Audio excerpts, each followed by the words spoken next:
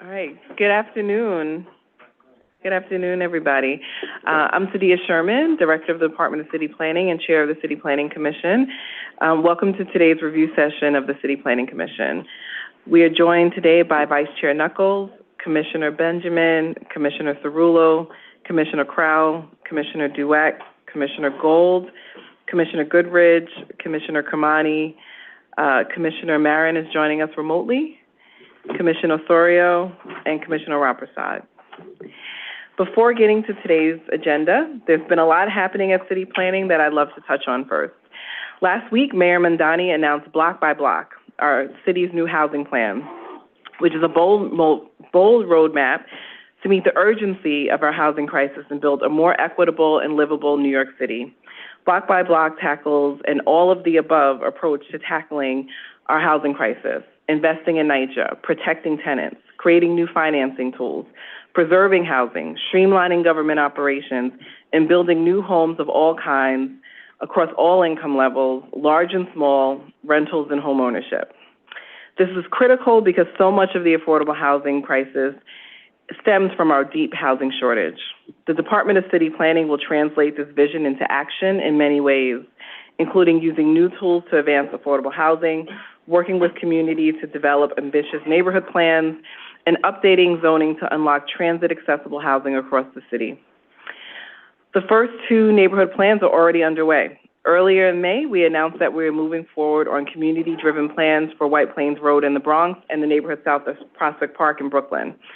Centered on transit-rich corridors constrained by outdated zoning rules, these plans will create urgently needing housing, mandate affordability, support job growth, and deliver crucial neighborhood investments. We're still in the early days of these plans, and I encourage everyone who lives, who works, who spends time, who loves these neighborhoods to get involved. Our South of Prospect survey is live on our website right now, and we will hold a walk shop in the Bronx for White Plains Road later this month. You can find more details at nyc.gov/planning. I was also proud to join Mayor Mamdani and agency partners for the release of the SPEED report, a set of common sense reforms to accelerate housing delivery, touching every stage of the development process from pre-certification to lease-up. A cornerstone commitment is for DCP to reduce the pre-certification timeline for projects from 2 years to nearly 6 months. Significant time savings that will allow us to get shovels in the ground and New Yorkers in homes faster, while maintaining a fair and thorough review process. Underwriting these pre-certification reforms are the landmark updates to SECRA that Governor Hochul officially signed into law last week. SECRA was created in 1975 to ensure that growth did not come at the expense of the environment. That mission remains essential, but for too long, there are ways in which that law worked against the very outcomes we were trying to achieve. SECRA required even modest climate-friendly housing projects to undergo nearly 2 years of review. This process added an estimated $82,000 of cost per unit. These delays and added costs have real-world impacts for so many New Yorkers in need of housing, while almost never uncovering environmental impacts. But now, thanks to smart, targeted SECRA reforms, modest housing developments that meet certain criteria will be exempt from years of unnecessary and costly review. The department is carefully reviewing the legislation and will share more with applicants soon. We want to thank Governor Kathy Hochul, State Senate Majority Leader Andrea Stewart-Cousins, New York State Assembly Speaker Carl Hastie, and everyone who supported and advocated for this important measure. New Yorkers face a housing affordability crisis of immense proportions. How we address it will determine who gets to stay in New York, who gets to build a future here, and what kind of city we ultimately become. Between Block by Block, SPEED, and SECRA reforms, we have momentum to chart a better path forward, create a fairer, more affordable, and livable New York City. So now let's turn to our agenda. We'll start in Queens with a mixed-use proposal that will create around 390 new homes, nearly 100 of them income-restricted affordable, along with ground floor retail. Located at 112 Queens Boulevard in Forest Hill, the site abuts the 67th Avenue M and R train stations as well as the Q60 bus stop. Heading to Woodside, we will look at a proposal for nearly 260 new homes, around 60 of them income-restricted affordable, with ground floor retail and daycare for tenants. Located at 5002 Queens Boulevard, the development will be close to Saba Park and the 7 train at 46th Street. Next, we'll review a special permit and text amendment to substantially rehabilitate Studio 54 at 255 West 54th Street in the Theater District in Manhattan. The existing layout has many challenges that severely limit operation and production capacity, making it unsuitable for many modern shows and contributing to poor crowd circulation.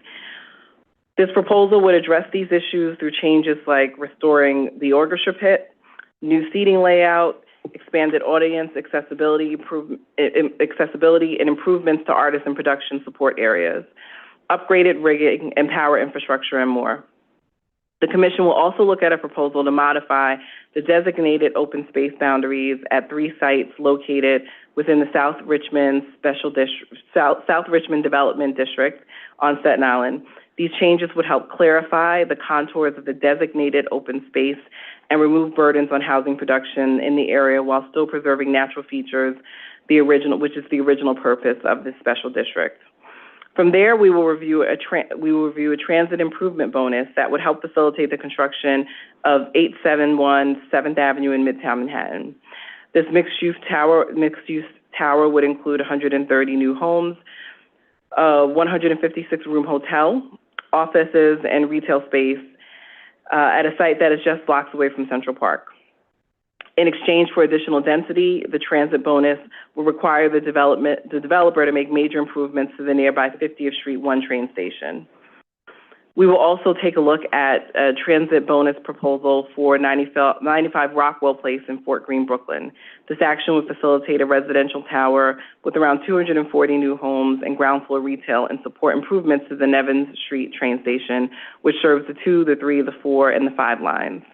It would also support preservation of existing off-site affordable housing in the neighborhood. And so with that, I turn it to you, Madam Secretary. Good afternoon, and welcome to the City Planning Commission review session for Monday, June 1st, 2026. The time is 1:10, and a quorum is present.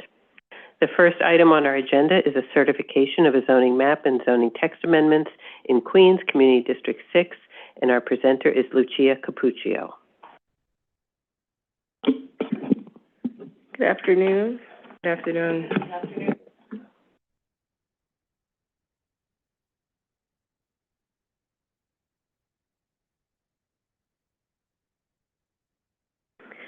Hello, Commissioners and Chair Sherman. This is the presentation for 112 Queens Boulevard. This is a private application in the Forest Hills neighborhood of Queens, Community District 6, City Council District 29, represented by Councilmember Lynn Schulman, on the property located at 112 Queens Boulevard. The applicant, 100 Queens Boulevard Co. LLC, is proposing a zoning map amendment to establish an R9X C24 district, an existing R71 C12 district, and to adjust existing commercial district boundaries, which I'll explain in greater detail later, and a zoning text amendment to map mandatory inclusionary housing options 1 and 2. These actions are to facilitate the construction of a new 21-story, approximately 280,800 square feet, or 10.80 FAR mixed-use building.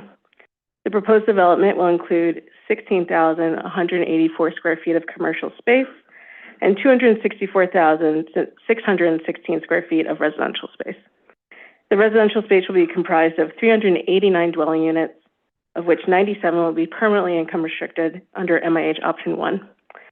Though not required, the proposed development will also include 38 parking spaces. Now, this is an aerial view of the surrounding context.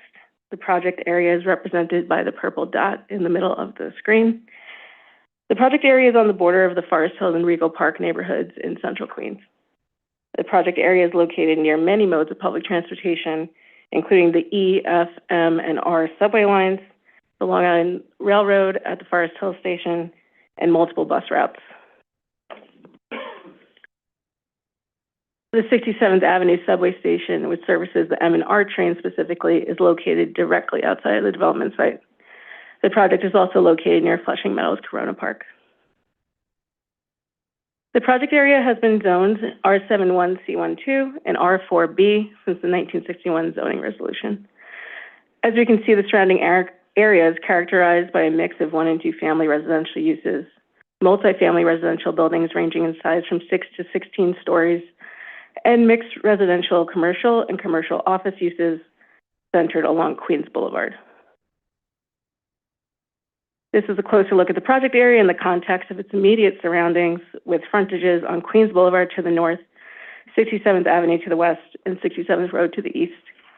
The development is outlined in yellow and is comprised of 9 retail spaces, including a CVS, a grocery store, a bank, a dermatologist, and a few dining establishments.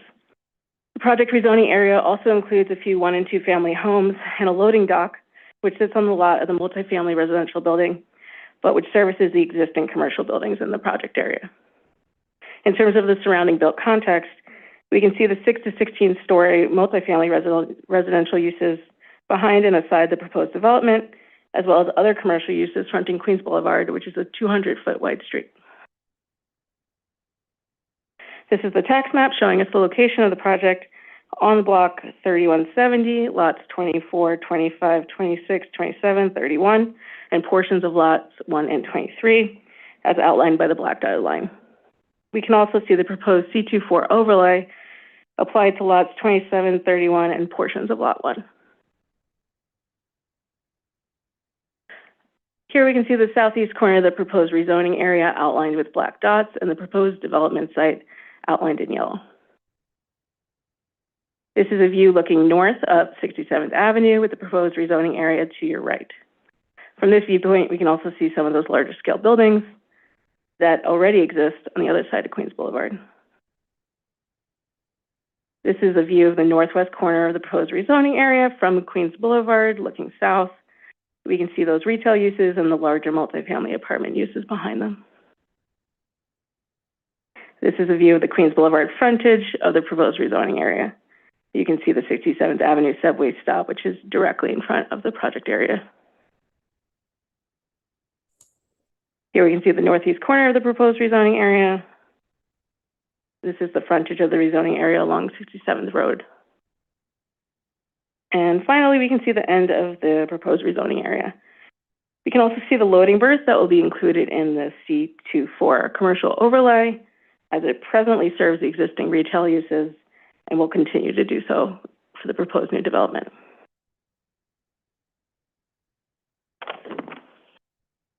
Now onto the proposed development. The applicants are proposing the construction of a new 21-story, approximately 280,800 square feet mixed-use building.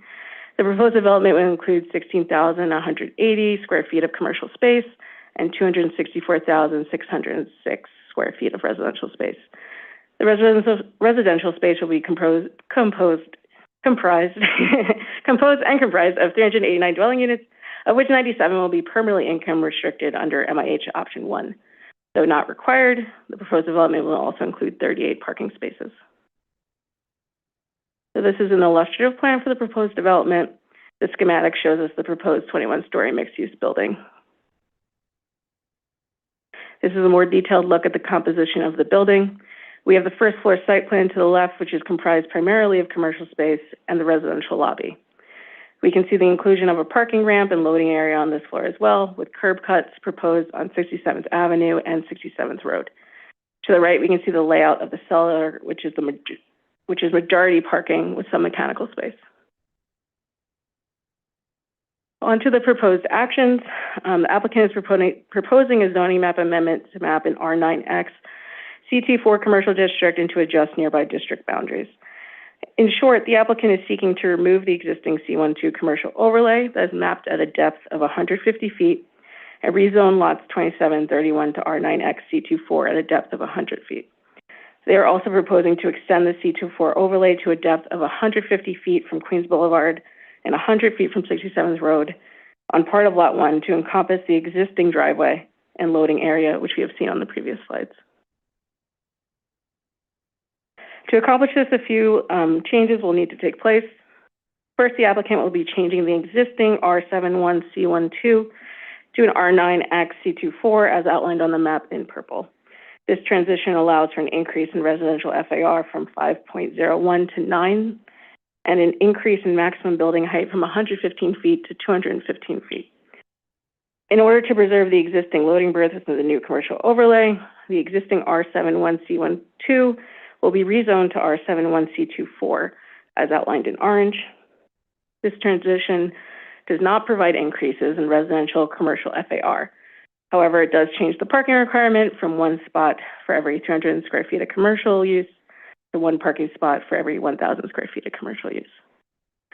The final two map changes will eliminate the remainder of the prior commercial overlay to create a more standard commercial overlay depth of 100 feet fronting Queens Boulevard and reflect the existing residential-only uses. As outlined in yellow, the R71C12 will be rezoned to just R71, and as outlined in green, the R4BC12 will be rezoned to just R4B. Additionally, the applicant is also proposing a zoning text amendment in order to map MIH options 1 and 2 across the project area. The applicant is proposing utilizing option 1 in their proposed development, which would yield approximately 97 permanently income-restricted units.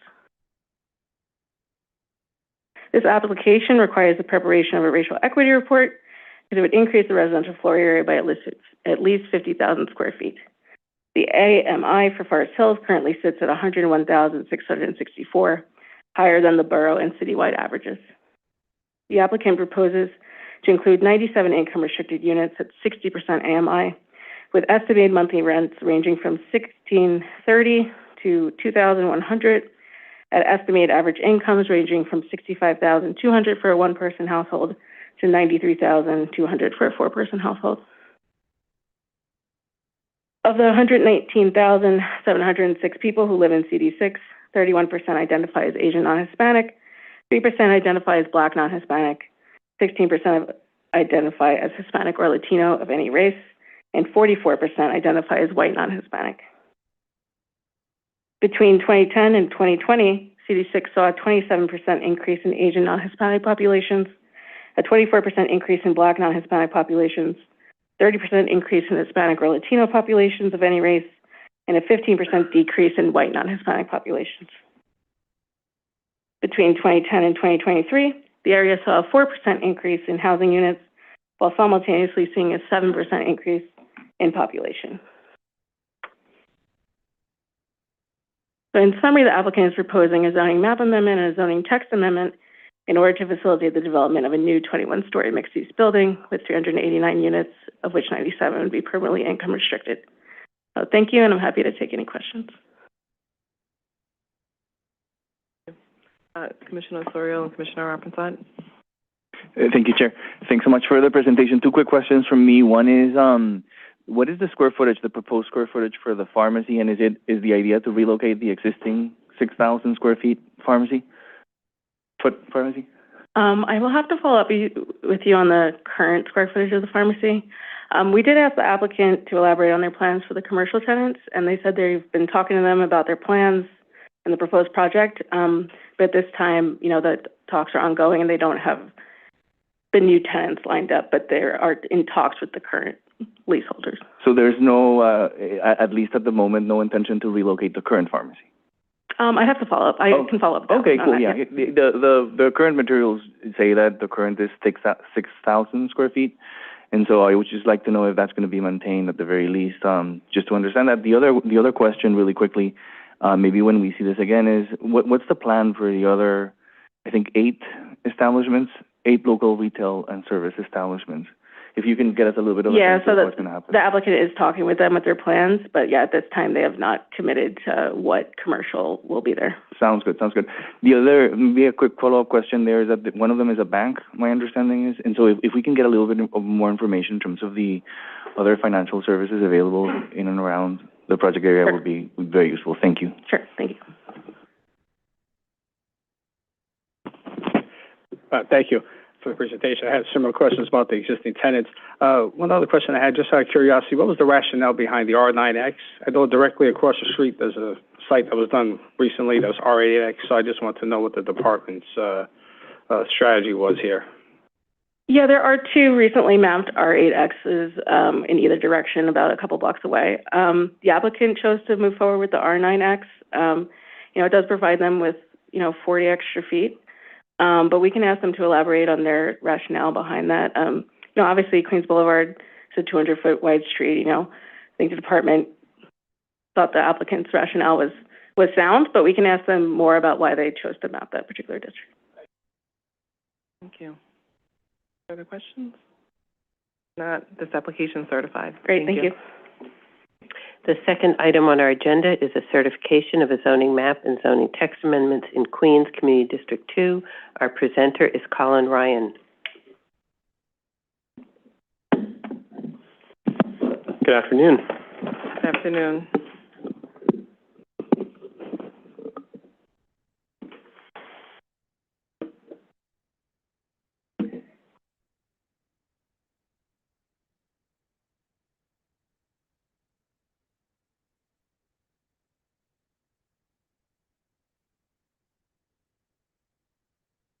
All right. Good afternoon, Chair, Chairman, and Commissioners. Today I'm presenting the rezoning application for 5002 Queens Boulevard. This is a private application in the Sunnyside neighborhood of Queens, Community District 2. The applicant, 5002 Woodside Development, LLC, is proposing a zoning map amendment to change the existing M11 zoning district to an R7X zoning district with C24 commercial overlay and an R6A zoning district, and a zoning text amendment to map mandatory inclusionary housing over the project area.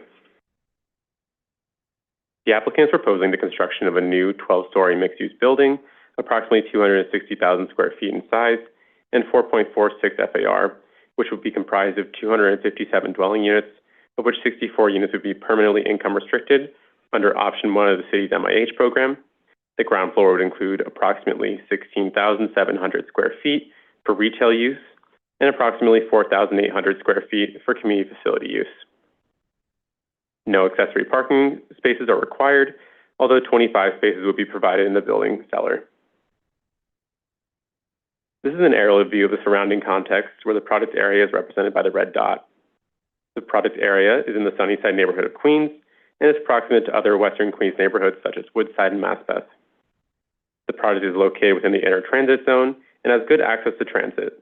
The site is approximately 4 blocks away from 2 stops on the 7 train and is in close proximity to the Woodside LRR station and multiple bus routes. The project is also located near the New Calvary Cemetery and is less than a mile away from the Brooklyn-Queens Expressway. The project area and the remainder of the block have been zoned M11. Apologies.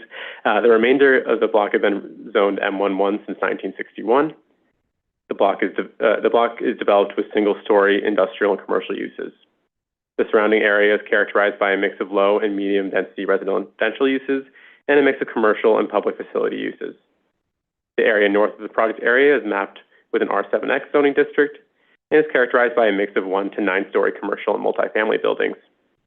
The area west of the project area is mapped with an R5B zoning district and is primarily developed with 1 and 2 family attached residences. Here's a closer look at the project area facing south in the context of its immediate surroundings. The project area is bounded by Queens Boulevard to the north, 50th Street to the west, 51st Street to the east, and 47th Avenue to the south. The development is outlined in yellow and is comprised of a single-story commercial use, PC Richards, with its associated parking lot, and a 2-story office building, Big Apple Taxi. 51st Street to the east of the project area is a mapped private street currently utilized by numerous commercial and industrial businesses on the block.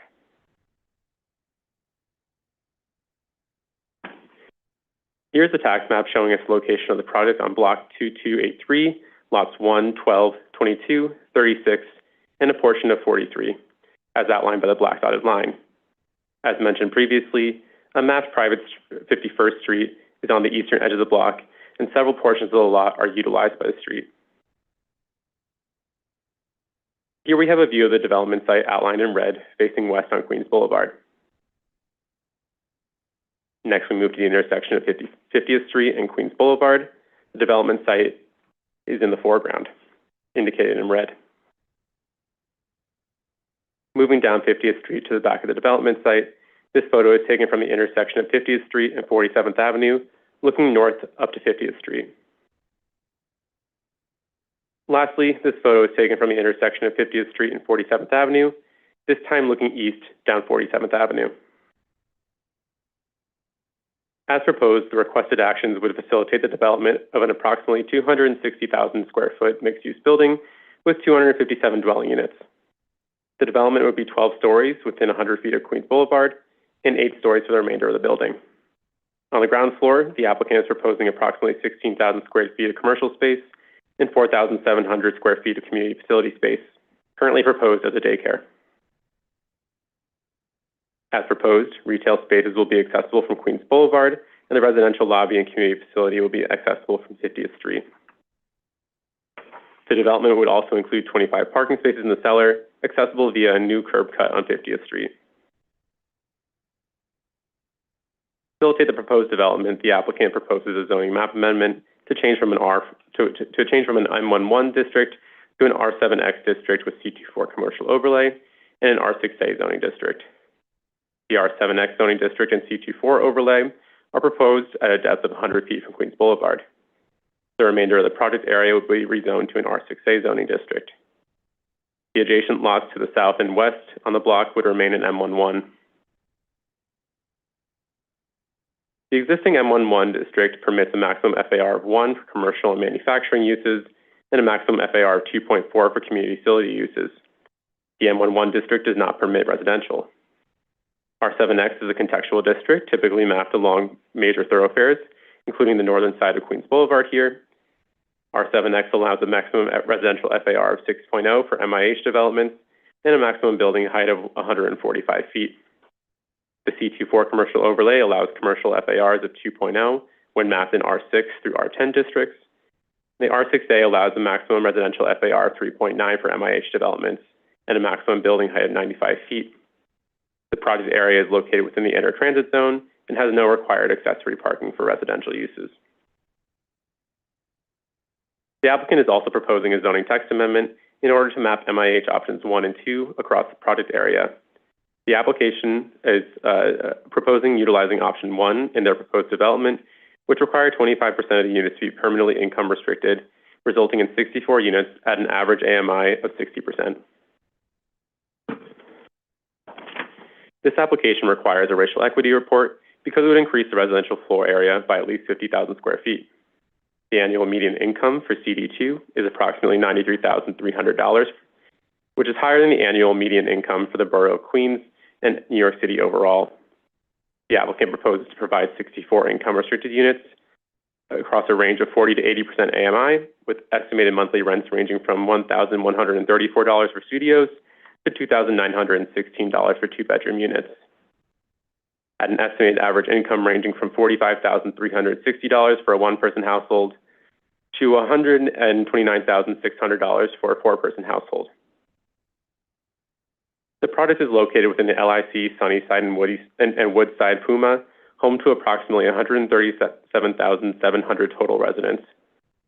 Approximately 35% identified as Asian non-Hispanic, 3% identified as Black non-Hispanic, 30% identified as Hispanic or Latino of any race, and 29% identified as white non-Hispanic. Between 2010 and 2020, the total population in this area increased 22%, substantially higher than the 8% growth seen at the borough and city level. All groups saw an increase in population during this period, in particular the Black non-Hispanic population group. In conclusion, the applicant is proposing a zoning map amendment and a zoning text amendment in order to facilitate the development of a new 12-story mixed-use building with 257 units, of which 64 would be permanently income restricted. Thank you, and happy to take any questions. Commissioner Sir. Thank you, Chair. Thank you for the presentation. So my question is a little bit of kind of like a stepping back in and understanding the land use rationale from the point of view that this is an M2R. Just trying to understand a little bit, how are we working with neighborhood industrial areas? According to the plan, this is designated as one, and it's clear that, you know, precisely the plan suggests or encourages the creation of mixed uses here. But at the same time, you know, at least in theory, industrial uses should be able to stay. And so I'm wondering if you can say a little bit more now or later in terms of the industrial areas, not in the development side, but in the project area, and whether that's been part of the conversation. I'm just trying to understand whether they're compatible here. It sounds like the community facility spaces one thing that they've already established, but I'm not sure what the commercial mix will be. Sure. Yeah, it's a great question regarding the industrial plan.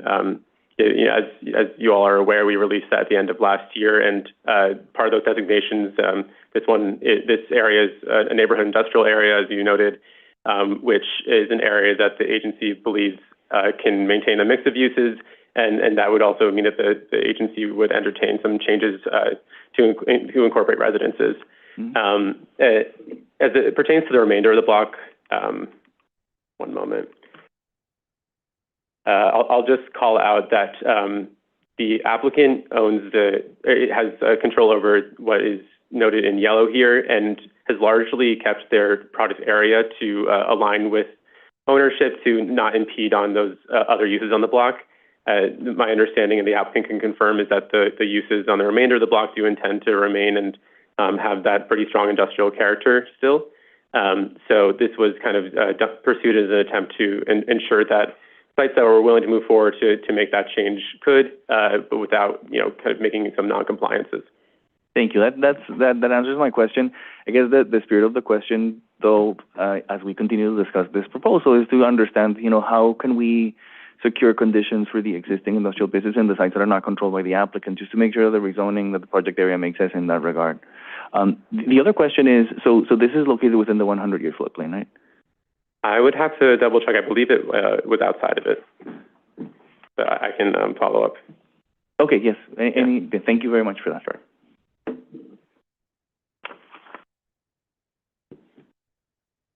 Thank you. No other questions. This application is certified. Thank you. Thank you.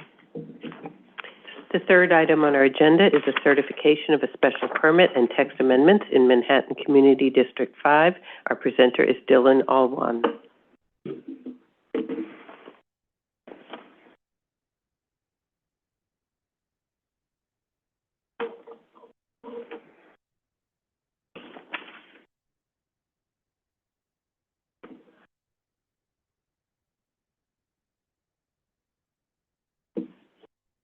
Good afternoon, Chair Sherman and Commissioners. This is a private application by Roundabout Theater Company for the historic Studio 54 Broadway Theater in Manhattan's Community District 5.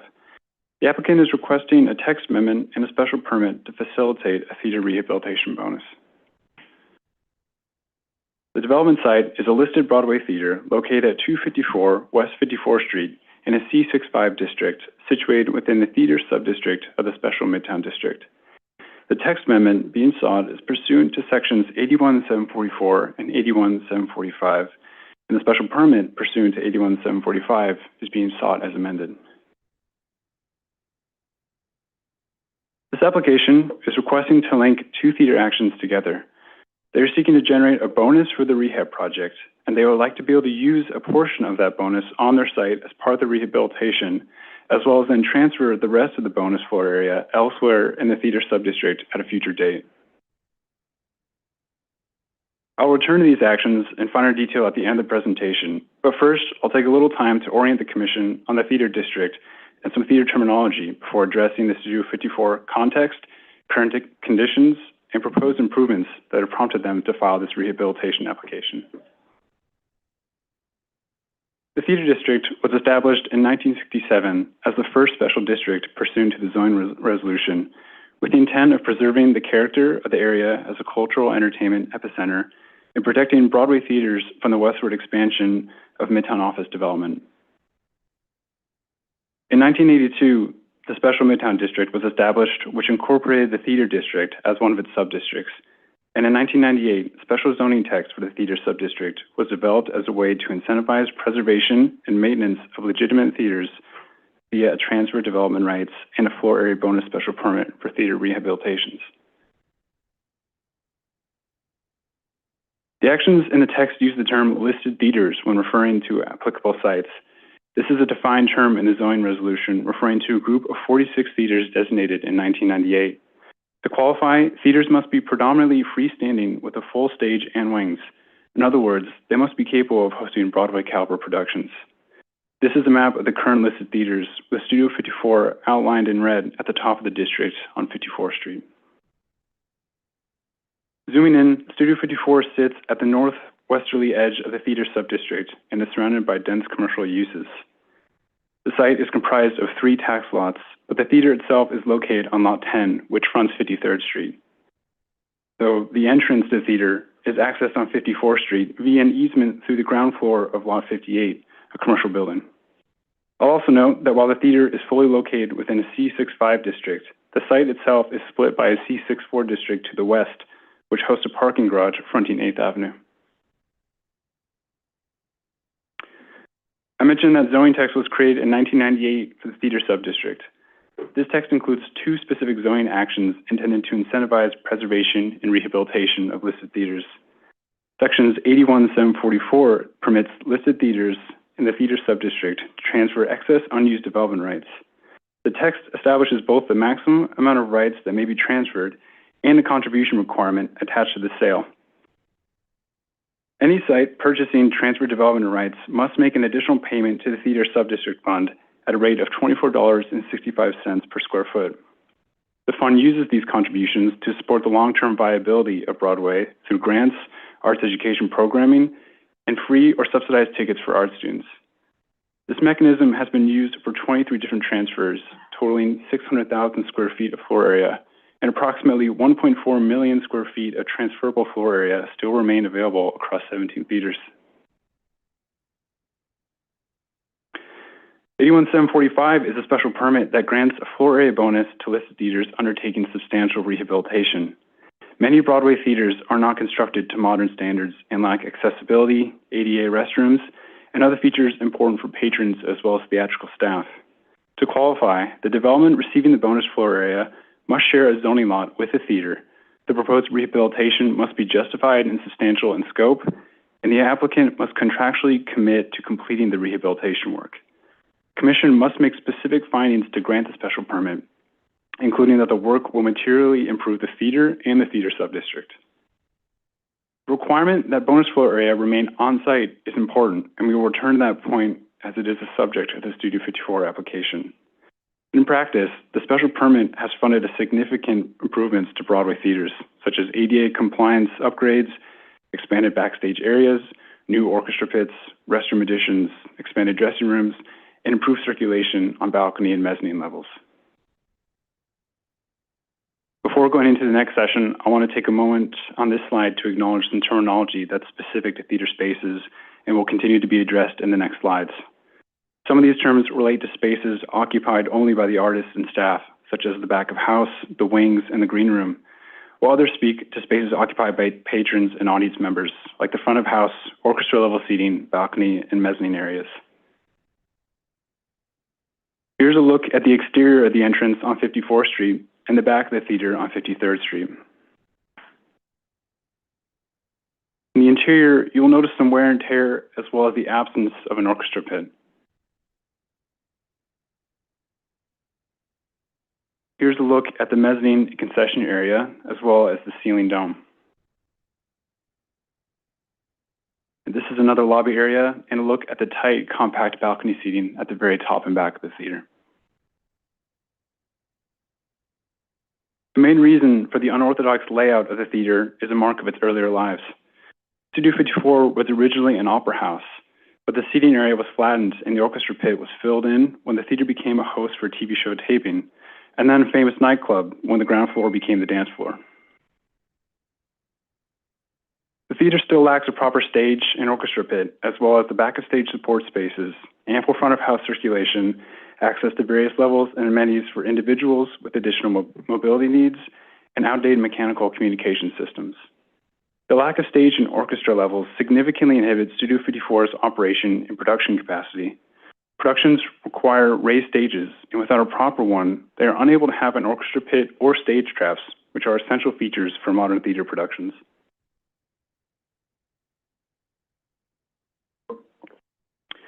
Poor front of house configurations contribute to overcrowding and bottlenecks during shows.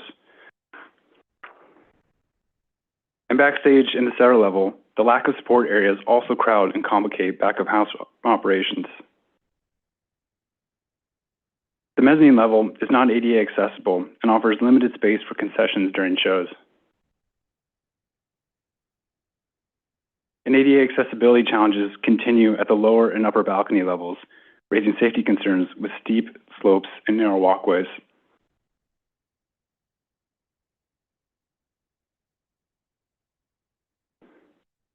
This axon helps further illustrate the accessibility challenges for guests and staff members in need of ADA-compliant configurations and features.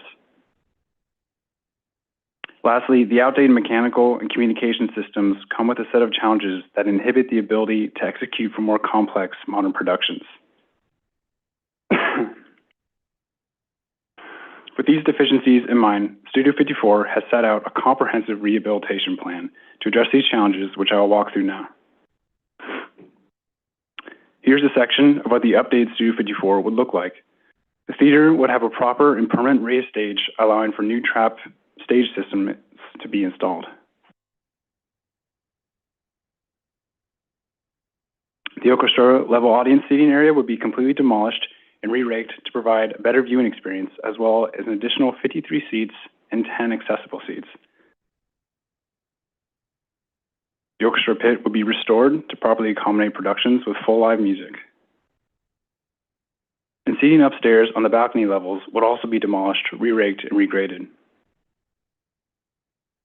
Importantly, an elevator will be installed in order to expand accessibility through the entire theater for both audience members and theater staff. Here are side-by-side axons of the existing and proposed theater, with the new elevation being added onto the back of what is currently an alleyway behind the theater on the lot. The rehabilitation will include major improvements to artist and production support spaces to expand accessibility and improve circulation and utility. Planned improvements to the front of house circulation will introduce new ADA accessible restrooms and measures to reduce bottlenecks and outdoor sound and light from interrupting performances seen at the section marked by the letter C. And the rehabilitation plans include technical improvements to bring the theater up to modern standards and make it easier for staff to operate technology during performances. Similar improvements will be made on the mezzanine level to improve access, circulation, and increase restrooms in the areas marked with a C. In order for Studio 54 to carry out this rehabilitation, they are seeking a text amendment to the theater subdistrict actions outlined in 81-744 and 81-745, which I'll walk through now. Studio 54's zoning lot utilized all excess as-of-right development rights from the theater in the construction of a residential building prior to when the transfer mechanism was created in the ZR in 1998. This has left Studio 54 with no more excess development rights to transfer, prompting them to apply for this floor area bonus pursuant to 81-745. 81-745 facilitates the generation of bonus floor area via a special permit for listed theaters seeking a substantial rehabilitation or restoration. However, the bonus as currently written must land and be used on the theater's zoning lot, which is why Studio 54 is also requesting to link the bonus to the amended transfer mechanism in 81-744. It's worth emphasizing that this rehabilitation special permit has only been utilized a handful of times over the decade, as it requires the stars to align in terms of having a theater in need of a rehabilitation on the same zoning lot as a viable development site. This has historically been complicated, as the theater's going dark to do the rehab has to align cleanly with the on-site development. So, not to overemphasize the point, but the proposed text amendments are an exciting generational evolution that will unlock many more future substantial rehabilitations for the theaters that serve as a heartbeat for this cultural industry. As a safeguard, the applicant has implemented legal measures that will ensure no bonus floor area will be used until a substantial rehabilitation has been completed. 81-744 pertains to the mechanism listed theaters can use when they have development rights they wish to transfer in order to help fund a rehabilitation. The existing zoning text requires the granted bonus floor area to be used on-site, but in the case of Studio 54, there are no sites on or around their zoning lot available for development. So in light of this, they wish to amend the text to allow them to transfer their 81-745 bonus development rights beyond their own site into a zoning lot occupied by a listed theater. With the actions linked, the applicant has also added safeguards to 81-744 to ensure no transfer bonus floor area can be used until the substantial rehabilitation has been complete. This map reflects the new area a bonus can land. Per the changes to 81-745 and 81-744, the applicant removed the location of development condition for a rehab bonus and expanded the qualification for granting sites, which opens up the flexibility for a bonus by special permit to land anywhere in the theater subdistrict. In summary, Studio 54 is seeking a special permit pursuant to 81-745 as amended by their text amendment to both 81-744 and 81-745 to allow a theater rehabilitation bonus in the amount of 187,783 square feet to be granted and then allowed to be applied off-site, with the exception of 6,152 square feet used on-site as part of the theater rehabilitation. The Commission must consider the appropriateness of the text amendment as well as the qualifications for the substantial rehabilitation bonus as outlined in the special permit text as follows. The rehabilitation work shall consist of major structural changes for the purpose of improving a theater's design and its commercial viability for legitimate theater use. Substantial rehabilitation does not mean normal theater maintenance, painting, or improvements to the mechanical systems alone. Thank you, and I'm happy to now take any questions. Vice Chair and then Commissioner Benjamin. Thank you. Could you go over the square footage again? Because it's not clear on how we quantify the value of the rehabilitation in terms of what the developer or the benefactor, who I presume is the developer, is going to. What is the worth of this? That's not what's clear to me. The bonus itself is in the amount of 187,783 square feet, and the amount is decided based on the substantialness of the rehabilitation and the extent at which they are improving and making rehabilitation work to the theater. So all of the slides going through all the different types of rehabilitation work being done to the theater helps determine what that actual bonus number will be. I'll also just add to that that 187,000 square feet is the bonuses are either 20% or 44% of like the base maximum floor area ratio, depending on what zoning district you're in. So that's also what generates it. And in this case, the applicant's asking for, I believe, the maximum permitted. Yeah. So, yeah, it's kind of functions like let's say any other kind of 20% bonus, maybe like a transit improvement one, but in this case, making improvement to the theater in order to justify that. And as is the case with most of those improvements, we're asking for the full amount that's permitted under zoning. So it's 187,000 square feet is the multiple, what is it, 2461? Is that what you said earlier? 20, I'm pretty sure. Well, so it's different zoning districts permit different amounts of maximums. Let's check really quick. I believe it's 20%, but I just want to make sure it's not one of those 44% ones. It is 44%? Okay, so 44%. We had that with the last theater that used this, where it was split between the 20% and the 44%, and we made provisions that said the bonus can be used across the site. So 44%. Thank you for the assist.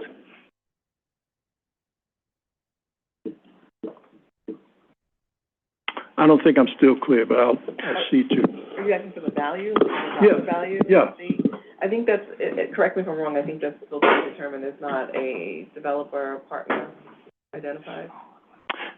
No, because there's no proposed development for it at this time. So it would be generating that much bonus square footage, which, as part of the text amendment, could be used in the future via the transfer mechanism at another site in the theater subdistrict. But the zoning lot for Studio 54 contains an already as-built building, so there's nowhere for it to be used on site. So that's why they're opening up the avenue to transfer. And it's also worth noting that Dylan touched on this, but there's another application that's actually kind of came to us organically seeking something similar.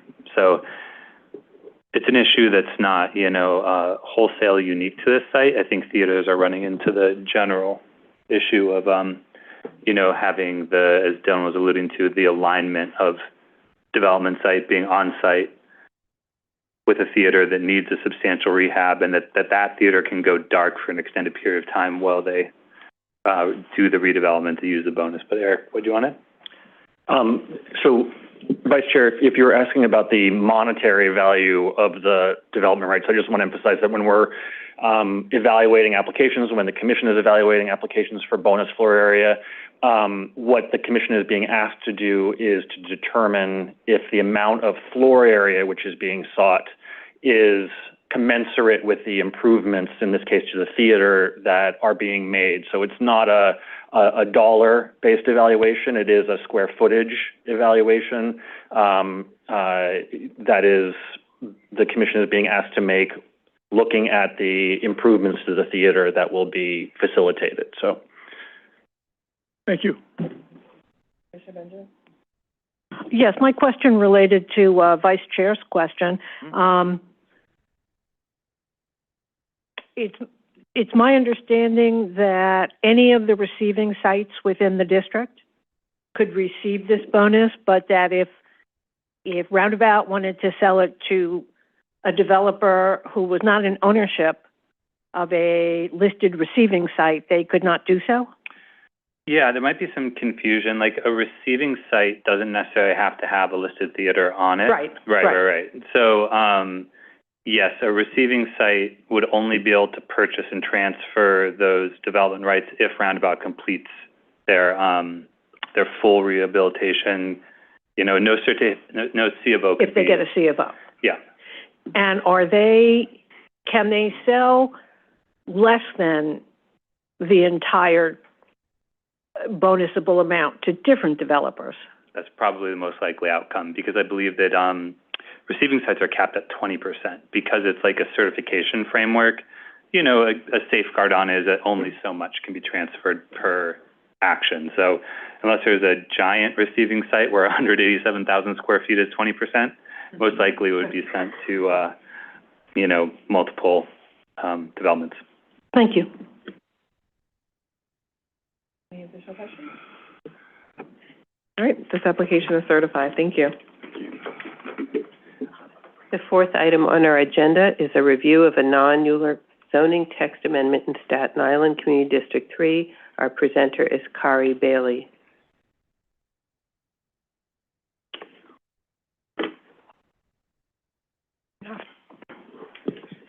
Good afternoon. My name is Kari Bailey. I'm a planner.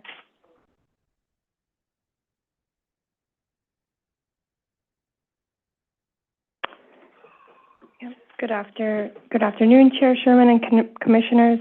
My name is Kari Bailey, a planner in the Staten Island office, and I'm here to present the Special South Richmond Development District, or SRD, designated open space DOS text amendment. This is a public application from the New York City Department of City Planning seeking the action of a zoning text amendment to modify DOS boundaries at 3 sites in SRD. You can see the 3 sites outlined here from left to right. The first site is 181 Bayview Avenue, Site 2 is 381 Arbutus Avenue, and Site 3 is a group of zoning lots along Nodus Avenue. The requested zoning text amendment would align with the goals of the special district by balancing development with natural feature preservation.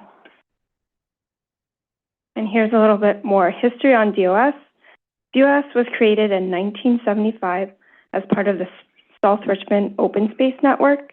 It was primarily mapped over public land, such as parks or DEP blue belts, but DOS was also mapped over private property, both vacant parcels and those with existing structures.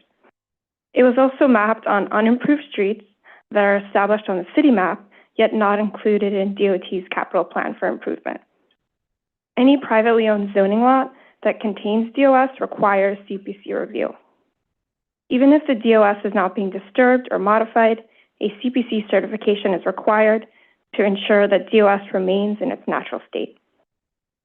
If there's a minor site alteration or landscaping is proposed within a DOS, then CPC authorizations are required.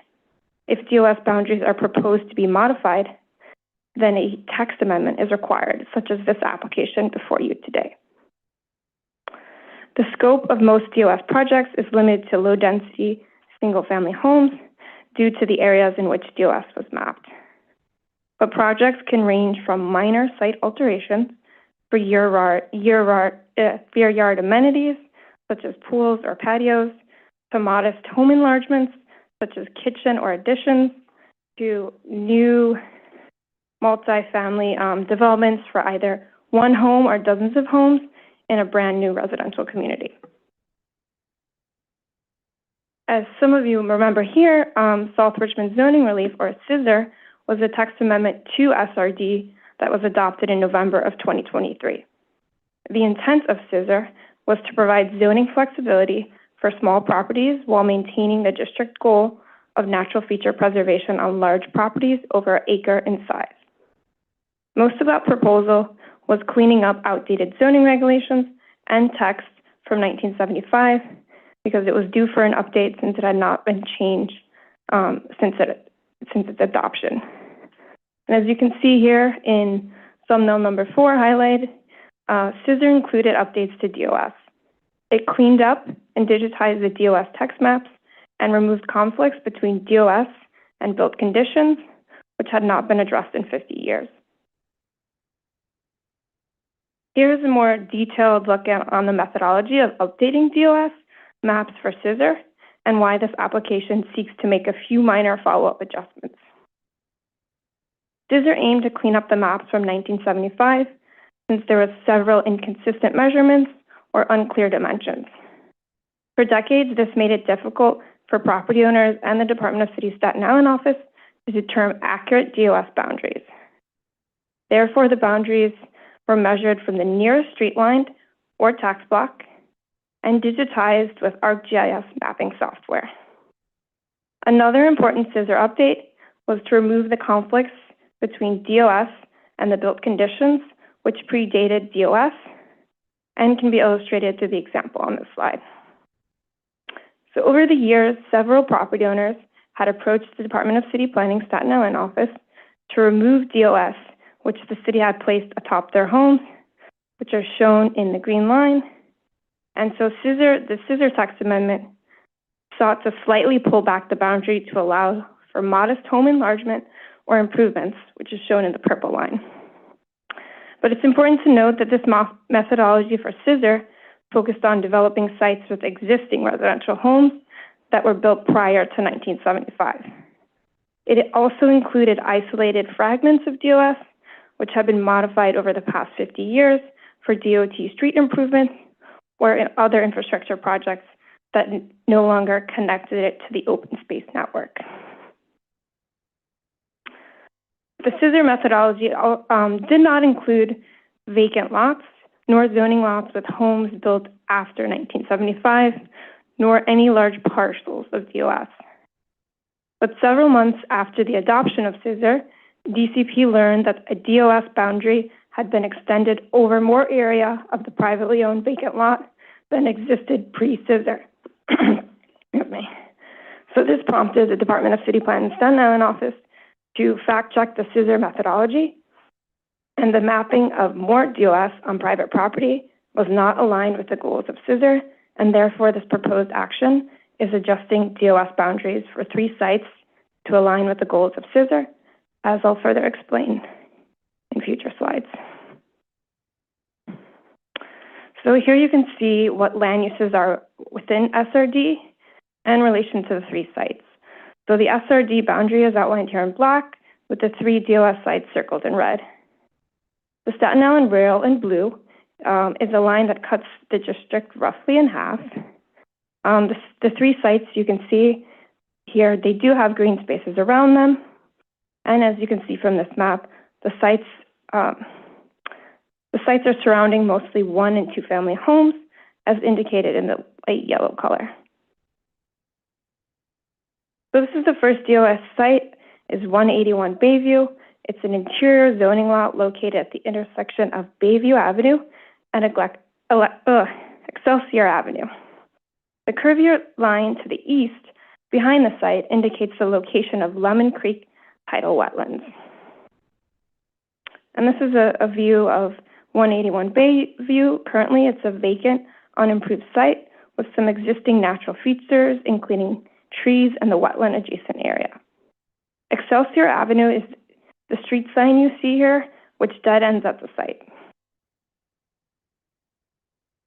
And here is a site survey showing the past conditions of the site as they existed pre-scissor. The site had a frontage along Bayview Avenue, with this DOS located at the northern corner of the site. And before scissor, the DOS boundary was essentially aligned with the southern prolongation of Alexier Avenue, leaving the remainder of the site unobstructed and unburdened by DOS. However, the current DOS boundary adopted under scissor extended the DOS almost entirely on the site.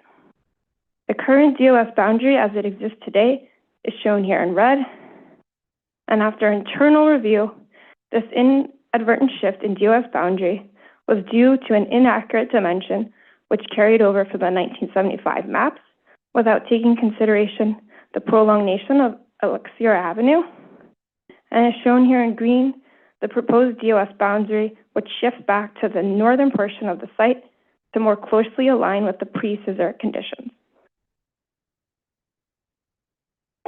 And here's a comparison of the existing in red and the proposed green for the text maps.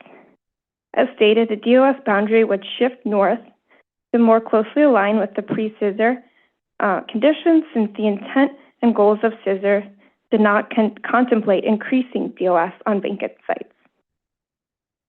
The DOS boundary would be moved 60 feet north, as shown here in the circle dimensions. And this is the second site, 381 Arbutus Avenue, which is located a few hundred feet south of Highland Boulevard. Similar to the first site, this site also contains aquatic features to the east. Arbutus Lake is behind the site, as shown here in the curvy lines. And here is a photo of the site showing the site as vacant and overgrown, as seen from the street front lineage along Arbutus Avenue. The property owner of 381 Arbutus Avenue approached the DCP Staten Island office with this following survey after seeing public documents describing DOS maps updates in South Richmond. The owner explained that their site included DOS in the southern portion of the site, which extended from the street line all the way back to the rear adjacent to Arbutus Lake.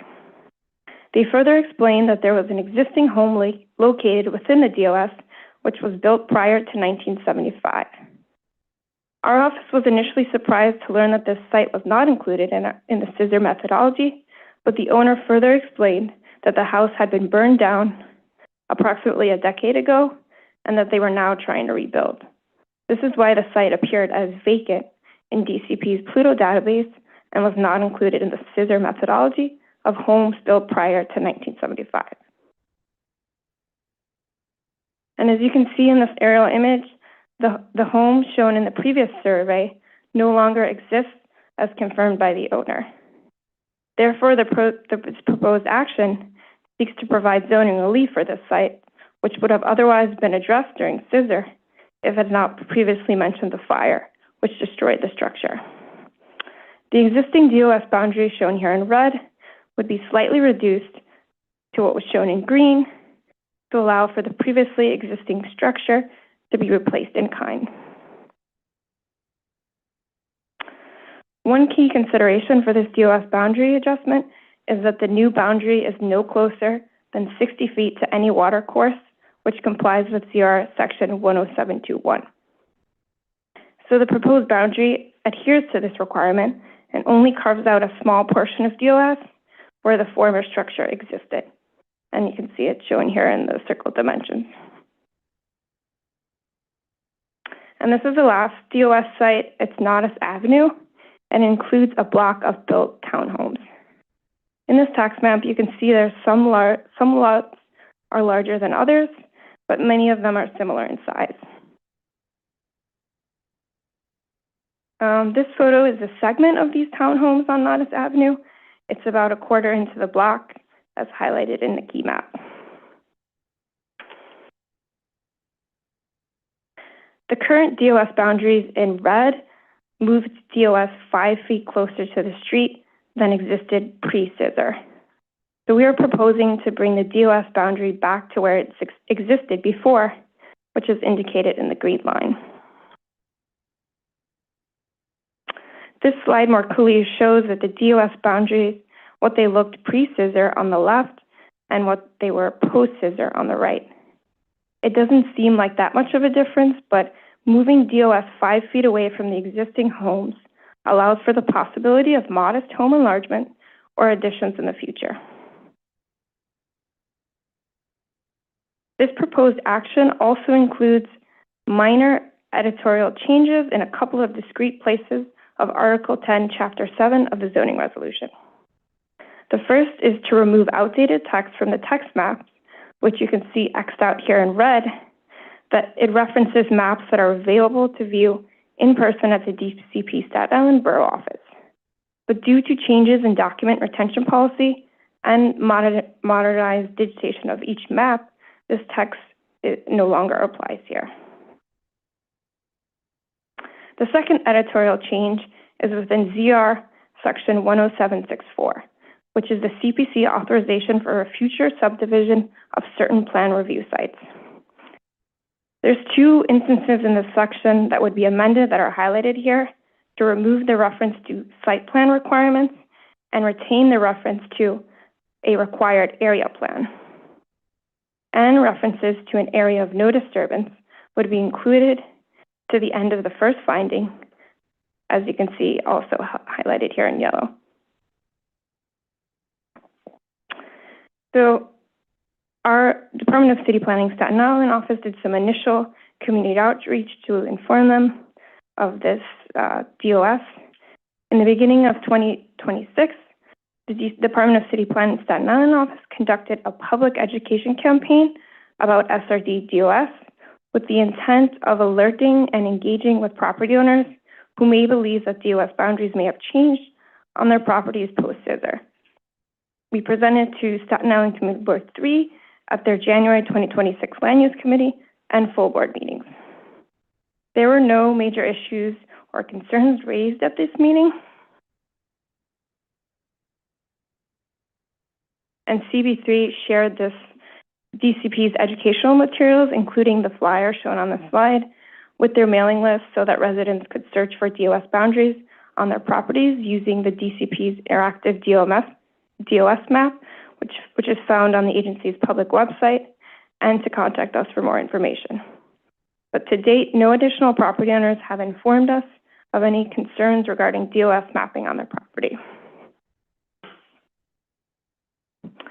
So in summary, the Department of City Planning is seeking a zoning text amendment to modify both text maps and zoning text in Article 10, Chapter 7 of the zoning resolution.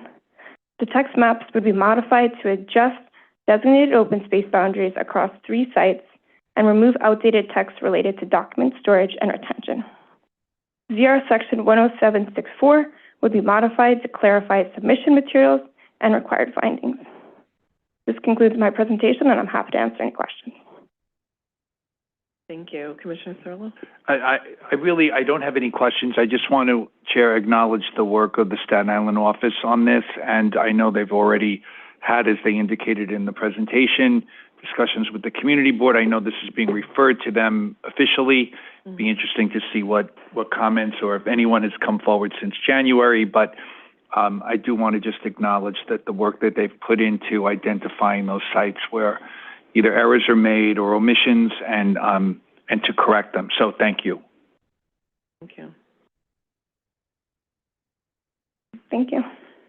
Thanks for your presentation, for your and everybody in the office's work on this. We will refer it out to the community board and to the borough president for 60 days. Thank you. Thank you. Thank you, Chair. The 5th item on our agenda is a post-referral review of a non-ULURP authorization in Manhattan Community District 5, and our presenter is Dylan. Hello.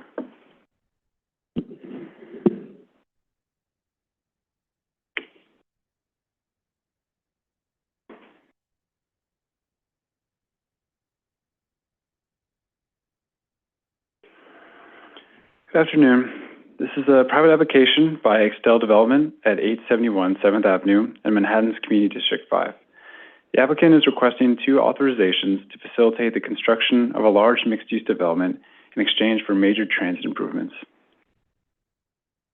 The development site is located at 871 7th Avenue in Midtown Manhattan, Community District 5. The two authorizations being sought are pursuant to Sections 66-511 and 66-521 of the zoning resolution, which cover provisions for a transit improvement bonus and the modification of bulk regulations. This slide shows a rendering that contextualizes the proposed building's height amongst other notable supertalls visible from Central Park South. The building itself is located on a zoning lot within the special Midtown District that is split between C66 and C66.5 districts. Here's an aerial view that shows the site highlighted in yellow on the northeast corner of 7th Avenue and West 55th Street. The site is in close proximity to some notable places such as the City Spire condos, the New York City Center, Columbus Circle, and the NQRW subway station, although this is not the station that the applicant seeks to improve.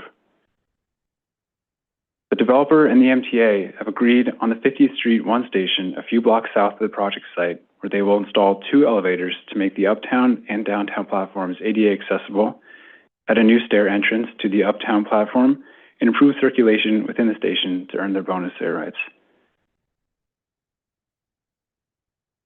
The development itself will rise to a height of 1,130 feet and contain mixed uses of residential, hotel, retail, and parking within it.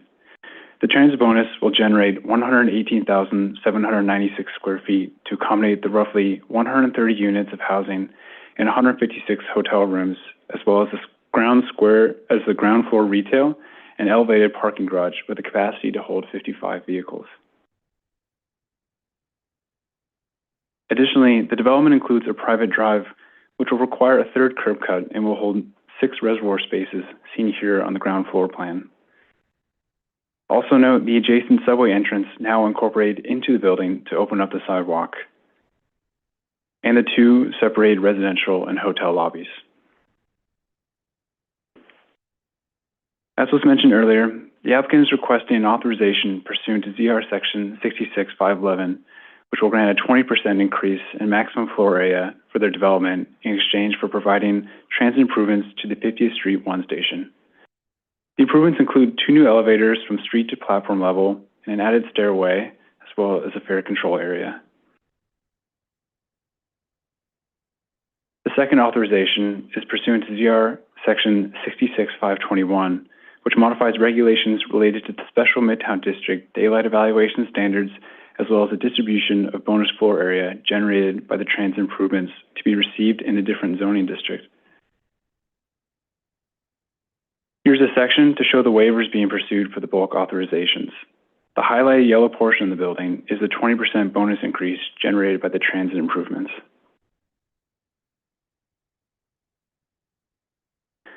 Findings that must be met for the authorizations are specified in the zoning text outlined here. For 66-511, the Commission must find that the public benefit of the improvements is commensurate with the size of the bonus being awarded, that the improvements significantly address accessibility, egress, ingress, and pedestrian circulation conditions, and lastly, that the improvements made to address environmental design or resiliency concerns must significantly enhance the station environment or function. For 66-521, the findings must be met, outline that the Commission must find that the proposed modifications accommodate the created conditions from the transit bonus to the minimum extent necessary. The Commission must also find that modifications to use regulations will not adversely affect the character, use, or growth of the surrounding area, that bulk mods will not unduly obstruct access of light and air, and that modifications to accessory off-street parking will not result in exacerbated traffic or pedestrian congestion. On May 14th, Community Board 5 passed a conditionally unfavorable resolution recommending denial of the requested application by a vote of 21 in favor, 8 against, and 1 abstention. The resolution cited the lack of affordable housing and laid out a list of conditions relating to measures that would combat disruptive construction concerns and reduce curb cuts to 55th Street to protect pedestrian safety and walkability.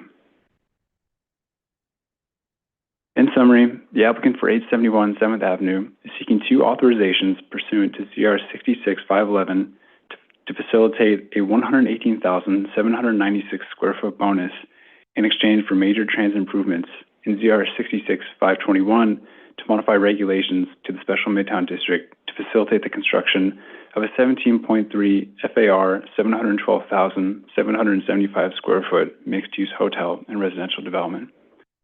This concludes my presentation. I'm happy to answer any questions. Commissioner Benjamin?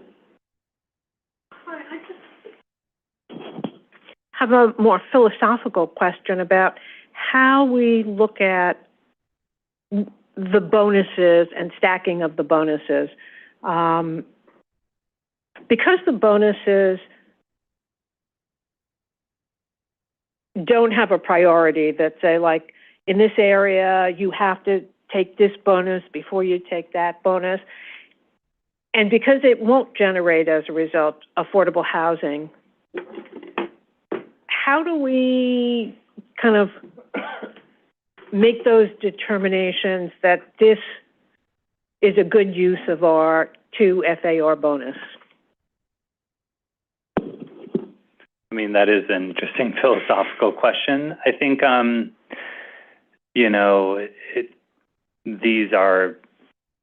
this exists in the zoning text, the ability to, undertake either a TDR or a transit improvement. I will say that there's a reason why in the central business districts, which in this case are like Hudson Yards and Special Midtown District, they have a very extended radius for which to do transit improvements, and that's because commuting patterns typically dictate that people will take the line into work that's just nearest to where they live, not nearest to where they're dropped off. And so improvements to stations can have a really outsized impact in the Special Midtown District. And the fact that they're pursuing ADA accessibility at a station, With the ADA, my question is really, if we were increasing the residential FAR by any other mechanism, they would be required and to provide some affordable housing, and the affordable housing, the permanent affordable housing is so much more expensive than the transit improvement. I'm just wondering how we balance those goals. That's a good question. I mean, again, maybe I don't expect you to have all the answers, but just something to think about for the future, because I think the community board does have a point that it's the developer choosing the cheapest and least programmatic problem for their proposed development. But is that really the best for the city? That's just, so we can talk about that. I was going to say, if we had John Mangin in the room, I'd put him up here on the stand. But it's a good question and duly noted. Yeah, it's a fair question, and obviously both are available to developers. But I appreciate your question, right? Just from our perspective, what are we encouraging where? Yeah. Thank you. Thank you. I'll renew my earlier question in this context. So, do we yet know what the scope of work that the developer intends to do? What's the number on that scope of work? Do we know yet? The amount of square footage that they're requesting is 118,000 square feet. The scope of improvements are, we have some stand tech drawings, 2 ADA accessible elevators, and a new stair, all of which require both new fare array work below grade. They require some extension to the mezzanine to connect. I think the next slide shows some of the. No, it's intricate work. I understand that, but do we have a cost? Have we put a number on the scope of the work? Oh, we actually actively avoid that. I think that, to be transparent, sometimes these numbers get touted if it's in kind of like a, press release maybe or something joint, when we're kind of using it to just emphasize the sheer scale maybe of the transit improvements. But with respect to the commission and how we evaluate these and treat these, we have to be cost blind and really, focus on the utility of the improvements, the material improvement to, you know, the station's function, level of service, things like that. I mean, like the very silly but classic example that we like to allude to is that, you know, somebody could, with MTA's permission, maybe give the entire entrance and it's like handrails, like gilded gold, you know, and drive up the cost. So it's part of the reason why we try to stay, you know, avoidant of cost. And because, again, you know, the particularities of maybe like subsurface conditions might vary from site to site, but the utility of having that ADA elevator remains more or less the same. And so this is kind of, you know, to Commissioner Benjamin's question about sometimes maybe it is the more cost-effective route to do transit improvements. Sometimes maybe it's affordable housing, but it depends on the, you know, the site-specific conditions. And yeah, to your point, we aim to be cost-blind.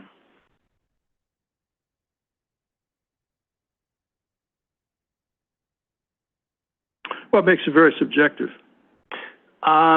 Yeah, I think that the good news is that we do have an ample, like, history of precedence with respect to transit improvements and how much floor area they are awarded. And, now, I seem to recall in some past projects that have come before us that we've been able to identify essentially what, you know, 118,000 square feet, almost 119,000 zoning square feet is costing the developer. We, in terms of literal costs, I mean, there may have been discussions invoking it. What we typically... I mean, we don't evaluate it. We don't say that's too much, that's too cheap, but it, you know, helps illuminate the project, and we can look at subsequent projects in the context of, you know, what a particular project for one Vanderbilt, we noted, you know, the $250 million $200 million improvements to the Grand Central 42nd Street subway station. As for how much we, you know, would be able to, like, discuss openly, we can talk to our counsel on that. But, you know, we've definitely had a pretty firewalled, you know, approach of talking about the materiality of the improvements. And we do have not just like precedents, but we also have even in like the East Midtown they have the East Midtown sub-district zoning framework gives approximate square footage values for the types of improvements. Now that's specific to an as-of-right process in that district, but they've been pretty accurate with respect to how we've valued different types of improvements, like, again, maybe ADA access from street to platform. It's been consistent both before that and then afterwards. So I don't know if that helps at all, but we can discuss with council about, you know, anything related to cost. All right, thank you. Yes, sir. Are we expressly prohibited from inquiring about cost? That's the question we'd have to ask council. I think that, you know, it could, you know, put things in a, well, we'd have to find out. It's how, when speaking of the consideration of the amount of floor area, my understanding is it's prohibited.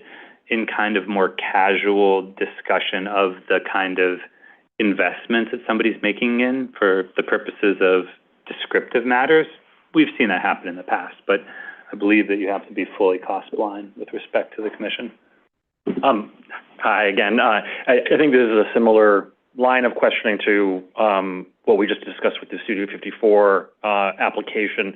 And again, and I think, you know, Ezra and Dylan have both addressed this. You know, the question before the commission is the commensurateness of the amount of floor area being provided when viewed in light of the transit improvements that are being facilitated by this application. And that really is the matter before the commission. And as Ezra said, we have, and what the department strives for is general consistency across these zoning for accessibility applications to ensure that the amount of floor area that is received is generally consistent based on the types of improvements that are being provided, whether it's an elevator or a stair that's being enlarged or a new fare control area in the subway station.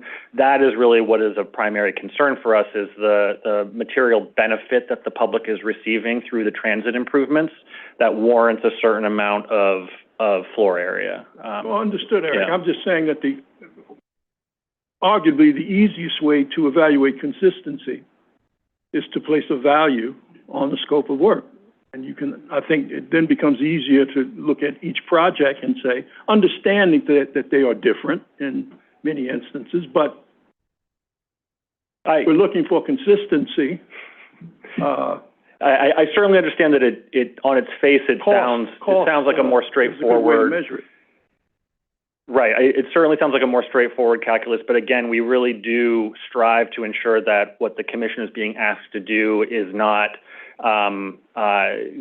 asking for a certain amount of money in exchange for floor area, and really looking again at the benefit that is being received by the public. And you realize it creates maybe perhaps a more nuanced, subjective consideration that is being asked of you, but we do really think it's important that the focus is on the public benefit versus the amount of money which is being allocated to the improvements. Maybe I'm stating the obvious, but what I'm seeing here is like a thread of discussion is about when a developer elects to maybe undertake, transit improvements or TDRs, when it can be substituted for affordable housing. So then it's kind of like looking at the different costs of these. So I think that's what we're putting together here, and that probably warrants broader discussion. And Commissioner Benjamin, just to come back to your question for a moment regarding the affordable housing and the community boards noting, for the desire for affordable housing. I think as we've come to you in the context of the Franklin Street applications recently and the questions about applicability of MIH and where we're able to apply it versus not able to apply it. John Mangan appeared at that review session and indicated that we would be providing the commission with more information on exactly how the MIH program is structured and really how it applies in these more complicated situations where it's not such a black and white consideration. But again, coming back to the baseline of where we can require affordable housing, it is where the permitted residential capacity on the site is being increased. So if this applicant had chosen to pursue a rezoning application that increased their permitted floor area, we would apply MIH. In this case, right. It's a weighing of two different public benefits, right. If you will. And I do understand that. It's not that I don't understand. Yeah. It's that I'm questioning whether this is the best policy when, in fact, the carrying capacity of the site is being increased, whatever the mechanism is. I understand that currently the mechanism of bonuses does not carry with it a requirement for housing production, affordable housing production. But I think both in the case of Franklin Street and this, we're questioning why it doesn't. If you're getting this increase in your carrying capacity, maybe you should. I think that's the direction that I'm thinking of, and I believe 2-3 weeks ago, Raju was also questioning why and how, whether this was a distinction without a difference that we should cure, or whether there was a real planning rationale behind the difference between a bonus and a zoning change when both allowed the increase in carrying capacity. Understood. Thank you. And again, I believe that the department will be coming back to the commission with more information on MIH and to help kind of tease those answers out. Yeah, I know, Commissioner Osorio, did you have oh, sorry. So I think that we're trying to avoid quantifying in dollars an FAR bonus or an FAR transfer. But there are sister agencies like EDC that do have a business of selling air rights, and rightfully so. So perhaps maybe an opinion from them on these kind of transactions as to the valuation, which would just put something in the file that makes it more eyes on it, I would say. Can I also just jump in? I mean, that's certainly something we can take back, and I know our council will weigh in.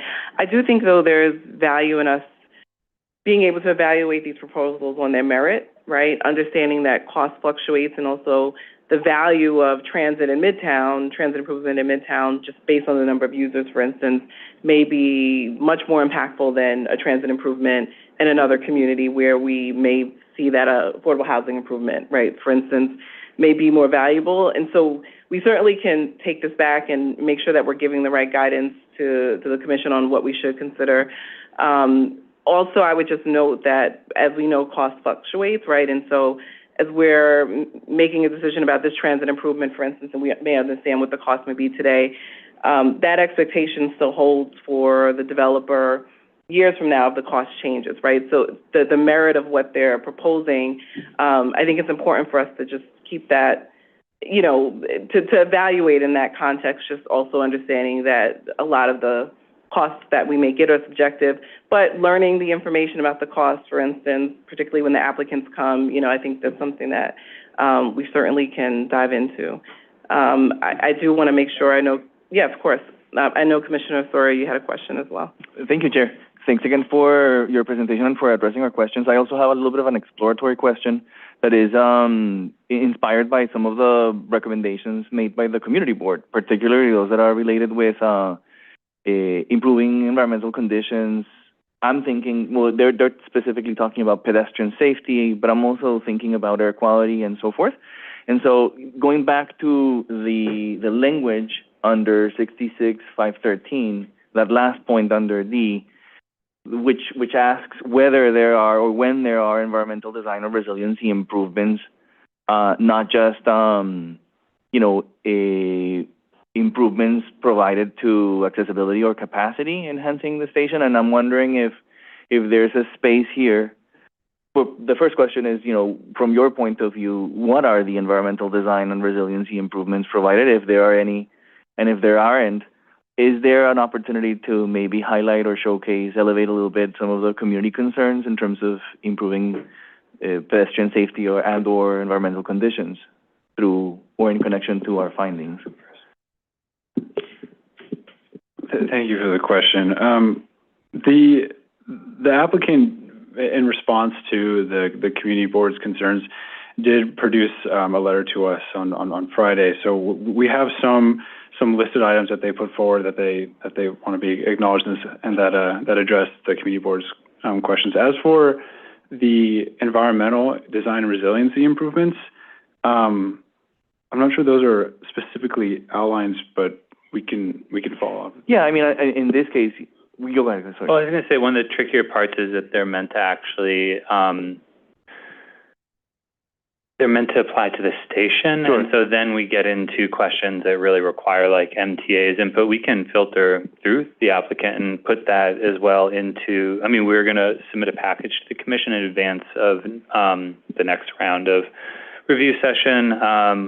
With the text of their letter, but long and short, they actually did a pretty remarkable job at committing to implementing construction and noise mitigation measures, having a 24/7 hotline for in lieu of 311. So I think the applicant heard the community board pretty loud and clear on that, but we can also ask them to. They've been in discussions. Their consultant Stan Teg have been in discussions with MTA. They could help us elaborate on sustainability measures in the transit improvement side of things, but intriguingly, the D3 applies to the station improvement itself, and we can ask for assistance, but it's not always our bailiwick. Well, thank you so much. That answers my question. I look forward to reading their comments, and again, if there's an opportunity for the commission to create a latitude for the department to engage in that conversation, I would be very interested in that. Thank you. Yeah. And Executive Director Sue Chen wanted to jump in, and then I think she's on the line. And then we have a follow-up from Commissioner Benjamin. Thank you very much, Commissioners. I wanted to take a moment to address the question earlier about zoning bonus value equating to a public amenity value versus dollars. So I just want to say zoning for public amenity is a perfectly legal and a very good framework. And we've had, in fact, we've had an incentive zoning since the 1960s. And you've seen this in many forms in public space, to deliver public space, or here in this case, to deliver transit improvements. But where zoning for an incentive it crosses a legal boundary or legal barrier is when it becomes contract zoning or zoning strictly for dollars. The commission must make determination that the value of the benefit is one that's coming out of public benefit, material improvement to the public, to the users. But as you may know, because I know many of you have opined on many of these over the years, cannot make determination based on the dollar value of the benefit. I hope that's helpful. I see Vice Chair. Vice Chair. No, point taken, Edith. And my inquiry is based not on the propriety or the feasibility of public, improvements to the public transit system. Midtown East was the primary basis, or at least one of the primary bases for Midtown East. I'm just saying, for me, a layman, somewhat informed, but not as informed as you. It's an easier measurement tool in terms of evaluating, looking at the scope of work of projects. But I've never seen this as having the dollar value be dispositive as regarding the merit of a project. It's just an easier measurement tool, is all I'm saying. Yes, well, certainly you are very knowledgeable in this field, and I love that you brought up the case of East Midtown, because in East Midtown, there is a value assigned to the improvements, and that value is essentially floor area bonus, but it's not a dollar value, it's a floor area bonus. Mm-hmm. So there are ways we can get at this where we clearly lay out the value, in a graduated way, this staircase, an improvement to staircase is equivalent to this much square footage, and this much, an escalator, elevators, this is equivalent to that. But to make sure that we're working within the legal framework of incentive zoning, we have to make sure that we're doing it strictly on public benefit and on a value and not on a dollar amount. Understood. Thank you.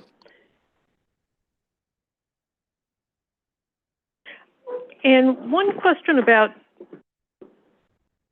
the bonus itself, and since we don't have detailed drawings of how and when these transit improvements will be completed?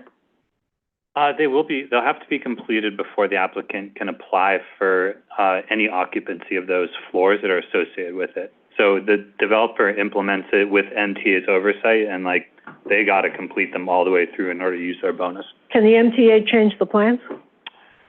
That's an interesting question. I mean, I suppose there's probably some wiggle room if they're we actually need something to land here, we need to move an elevator machine room. But I think that because the way that we've typically evaluated these is in the more holistic,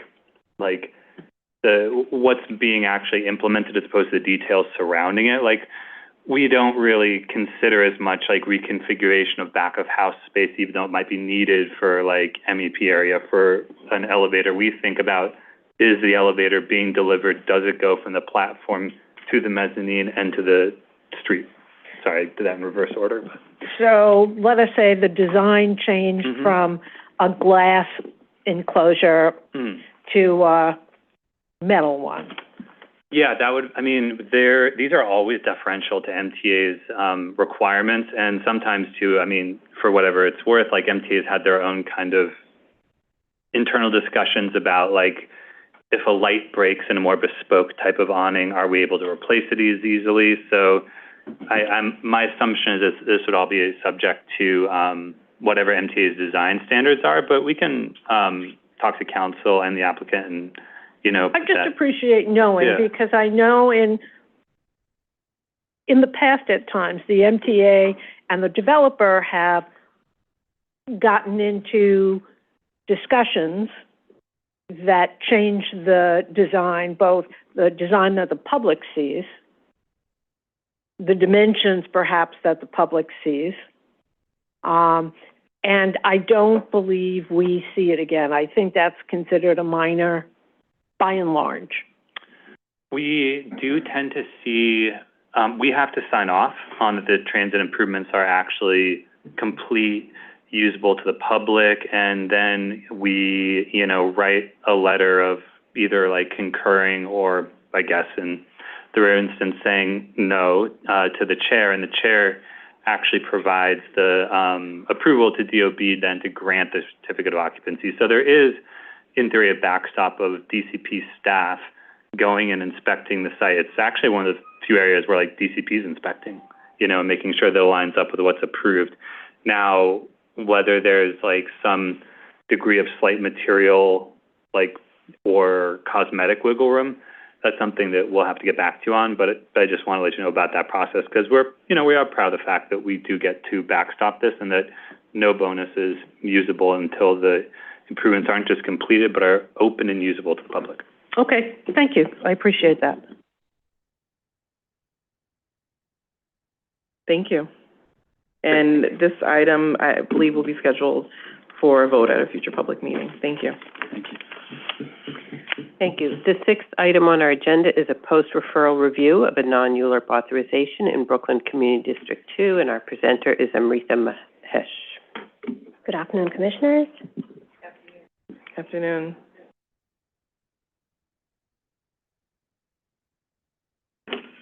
Waiting for the slides to come on. Okay, no problem.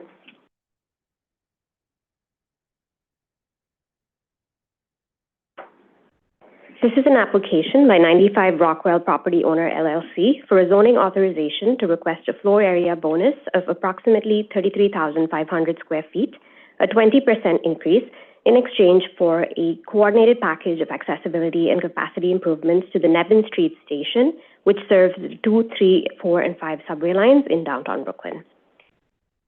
The development site is located at 95 Rockwell Place in downtown Brooklyn, near the intersection of Flatbush Avenue Extension, Rockwell Place, and Lafayette Avenue within Community District 2. Surrounding land uses reflect the density and mixed character of downtown Brooklyn. To the north, there is a range of high-density residential, mixed-use, and commercial developments and institutional campuses, including the LIU Brooklyn and Brooklyn Hospital campuses. To the northeast is the western edge of Fort Greene, with Fort Greene Park and the surrounding blocks of townhouses. To the south and west are high-density developments alongside retail, including Fulton Mall, one of Brooklyn's major retail corridors. And the Brooklyn Academy of Music and the Theater for a New Audience are located in the to the southeast in the Brooklyn Cultural District, and the landmarked Dine Savings Bank is nearby at 9 DeKalb Avenue. The Nevin Street subway station, serving the 2, 3, and 4 subway lines, 2, 3, 4, and 5 subway lines, is located approximately 515 feet to the west on the block directly west of the development site. Atlantic Terminal, with access to numerous subway connections in the Long Island Railroad, is also within close proximity. This is a view looking north along Flatbush Avenue, and it shows the project area at the convergence of Flatbush Avenue, Rockwell Place, and Lafayette Avenue. The site is visible at the center of the image. And this is a view looking south along Rockwell Place, and it shows the development parcel on the left. Rockwell Place is a narrow street which forms the western frontage of the development site. And this is a view looking west along Lafayette Avenue, and it shows the project area on the right with the existing Mark Morris Dance Center visible at the corner of Rockwell Place and Lafayette. Lafayette forms the southern boundary of the development site. The development site is located within a C64 zoning district within the Special Downtown Brooklyn District. C64 districts permit a commercial FAR of 10 and a residential FAR of 12 with inclusionary housing. It is an R10 equivalent. The surrounding radius includes a range of districts reflecting the mixed character of downtown Brooklyn, C69 to the northwest and southwest, C62 to the south, C61 to the east and southwest, and R7A with the C24 overlay along Fulton Street, and R6B further east towards Fort Greene. The development site qualifies for the transit improvement bonus. It is located within the Special Downtown Brooklyn District, which is a zoning-defined central business district, and is approximately 515 feet from the Nevin Street subway station, which is also within the CBD and permissible station buffer areas. The development site is a zoning lot composed of 2 tax lots totaling approximately 13,900 square feet. Lot 1 is approximately 7,900 square feet, and it contains the existing 5-story Mark Morris Dance Center, which will remain. And Lot 2 is approximately 6,000 square feet. It is the development parcel. Demolition is complete, and site construction work has commenced under the as-of-right C64 zoning allowances. Nevin Street is a transfer station serving the 2, 3, and 4, 5 subway lines where cross-platform transfers between the local and express services in both directions are a core operational function of the station. The station is currently not ADA compliant. Existing conditions include the absence of designated ADA boarding areas, outdated and inconsistent platform edge and tactile treatments, and deteriorated mezzanine to platform stairways with irregularities that pose circulation hazards. These conditions limit platform capacity during peak periods and prevent wheelchair users and passengers with visual impairments from making the same cross-platform transfers as other riders. In consultation with the MTA, the applicant proposes 3 categories of improvements across both the uptown and downtown platforms. First, new ADA-compliant accessible boarding zones on both island platforms to improve boarding conditions and enable equitable cross-platform transfers. Second, full-length replacement of platform tactile edges across all platform edges with modern polymer-detectable warning panels with substrates surveyed and leveled for consistent elevations. And third, complete demolition and replacement of all 4 mezzanine to platform stairways with new fully ADA accessible stairs, incorporating compliant tread dimensions, slip-resistant nosing, continuous handrails on both sides, and new landings at the top and bottom of each stair. This slide shows the MTA concept plan for the proposed station improvements. The overall plan view illustrates both island platforms. The plan identifies 4 stairways to be replaced, as shown at the mezzanine to platform connections on each platform, and the ADA boarding areas are shown at each conductor's stop on both platforms. The proposed development would rise to approximately 588 feet or 53 stories on the development parcel. The building would contain approximately 169,000 square feet of floor area, with approximately 167,000 square feet of residential use and 1,400 square feet of Brownsville commercial use, with approximately 240 dwelling units.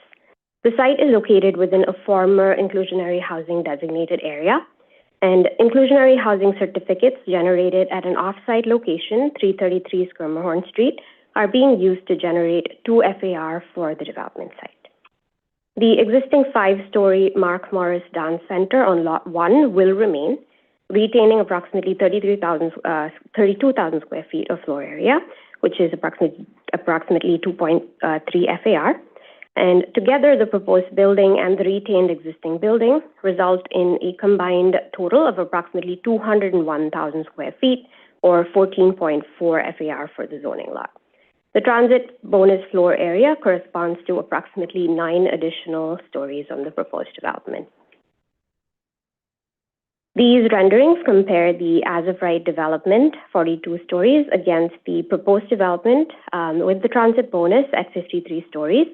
The additional floor area from the bonus is accommodated within the as-of-right bulk and tower regulations permitted by the C64 zoning district. No additional waivers are necessary.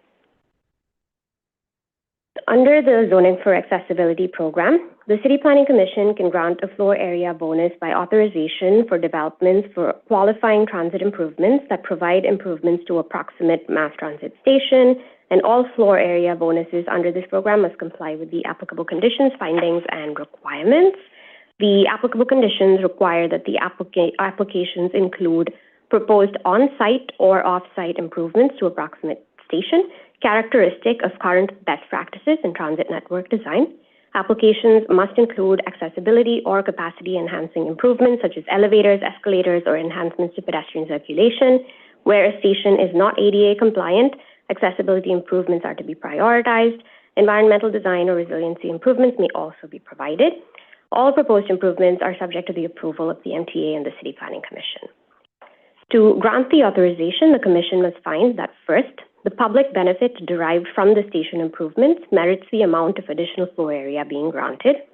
Second, that the accessibility or capacity-enhancing improvements constitute significant enhancements to connectivity in the pedestrian circulation network to and through the station.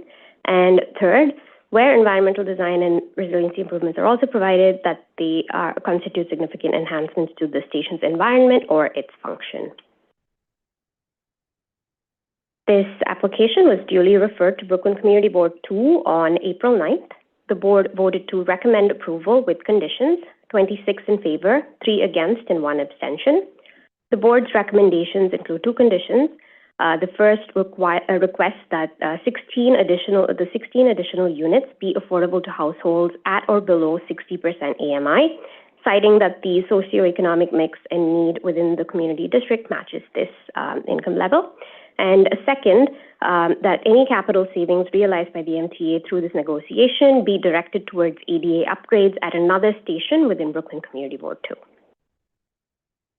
To summarize, the applicant is requesting a zoning authorization to facilitate a set of accessibility improvements at the Nevin Street subway station in connection with a 33,500 square foot floor area bonus. Thank you. And I'd be happy to take any questions. Commissioner? Yeah, I have a couple of questions. One, as I understand this, the Nevin Street station still will not be ADA compliant. Is that correct? That's right. Will the new stairways, et cetera, preclude the MTA at some point in the future making this station accessible? No, it gets them closer to achieving fully accessible. Well, it doesn't, right? It's new stairways. I mean, if you're mobility challenged, you still can't get into this station. There are some other components to this. For example, there's a gap between the platform and the train itself, which, based on this improvement, would be addressed. So, right, but somebody would have to already be on a train who was mobility challenged because they couldn't get to the train and they can't get off the train. That's right. So that aspect would still be a future need for this station. And would this put it on a lower list for the MTA for accessibility? I mean, the MTA has the plan that 95% of the stations will be accessible by anybody remember the date? I don't. The capital plan. Yeah. Right. So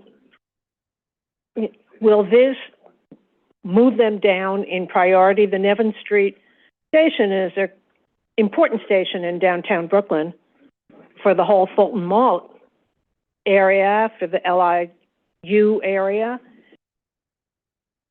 I would hope that the MTA would still be pursuing making that station handicapped accessible, and that none of the things they're doing now would preclude making the station accessible. I know that's not a question you can answer right now, but if you could find out for us what the plans are. And then number 2, the applicant themselves said that the reason they weren't putting in an elevator or escalator is because of the cost. And they said it would be $7 to $8 million more. So I understand that we can't ask you for the cost, but they've provided that as a rationale for why they're improving 4 stairways instead of putting in something that would make the station accessible. So I guess I'm questioning, do we think that that's a reasonable response? So to the first question, Commissioner, we can certainly check in with the MTA. Our understanding is that this is a very high priority station in downtown Brooklyn to support full accessibility in the future. But how it relates to their capital plan and the status, we will follow up with you. Regarding the second point, this is the applicant's sort of stated rationale in their materials, and we can get them we can get you more detailed responses from them, but also the department's work with the MTA on kind of finalizing the scope. Any other context we can provide, we'll try to get that to you. And just to answer your question, it's accessible by 2055 for the MTA. Thank you. Commissioner Osorio? Thank you, Chair. Thanks so much for the presentation. The first question is whether you can share a little bit the applicant's response to the community board's comments. Mm-hmm. I mean, certainly, we've been talking about the first one. I just want to showcase that here. I think the conversation basically applies here, but I just wanted to say that out loud. In terms of the second point, I'm just interested in whether, in addition to exploring how this connects with the larger plan, whether we can actually request some specific steps on how to make this station compliant, and if not, according to the community board's point, which I think is pretty relevant, okay, where else can the MTA do that with the resources that it's saving here? So I'm wondering if you can share any insight in that regard. The applicant team has provided some preliminary responses to the community board recommendations regarding the affordability component. They've reiterated that this is participating in the off-site UAP program, and doing that plus the bonus is the most that they're able to accommodate at this time, and anything over that would pose challenges for their program. But we can have them provide more details if helpful. Regarding the second component, our understanding is that the Nevin Street station is quite complex in the way that the infrastructure and the various levels are kind of layered beneath Flatbush Avenue. We can try to get you more details, but I think in general, our understanding is that the street to mezzanine and then mezzanine to platform are all kind of staggered, and there's quite a few engineering challenges involved, but it is something that we can continue to kind of work with the MTA on and elevate as the need in the area. Yeah, thank you. I appreciate that. That answers both of my points. But as a quick follow up to the second point, I think that we should be able to require a little bit more detail in terms of, okay, if not, then why, as you're pointing out. But then what needs to happen for us to be able to get there? And I think as the community board is pointing out, if not here, then where? Thank you. We'll follow up. Thank you. So this will be scheduled for a vote at a future session. Thank you. The seventh item on our agenda is a pre-hearing review of a major concession in Manhattan Community District 5, and Dylan is back.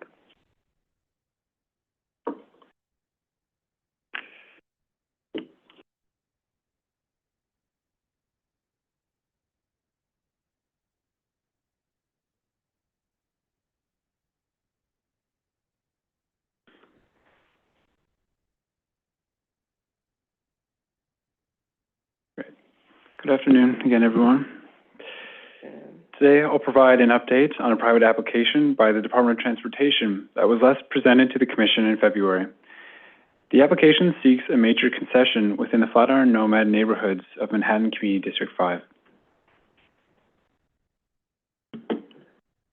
This application by the New York City Department of Transportation requests a major concession to allow and expand revenue-generating concessions and sub-concessions along Broadway pursuant to Chapter 7 of the Rules for the City of New York. The project area extends along the Broadway corridor from West 31st Street in the north to East 19th Street in the south of Manhattan Community District 5.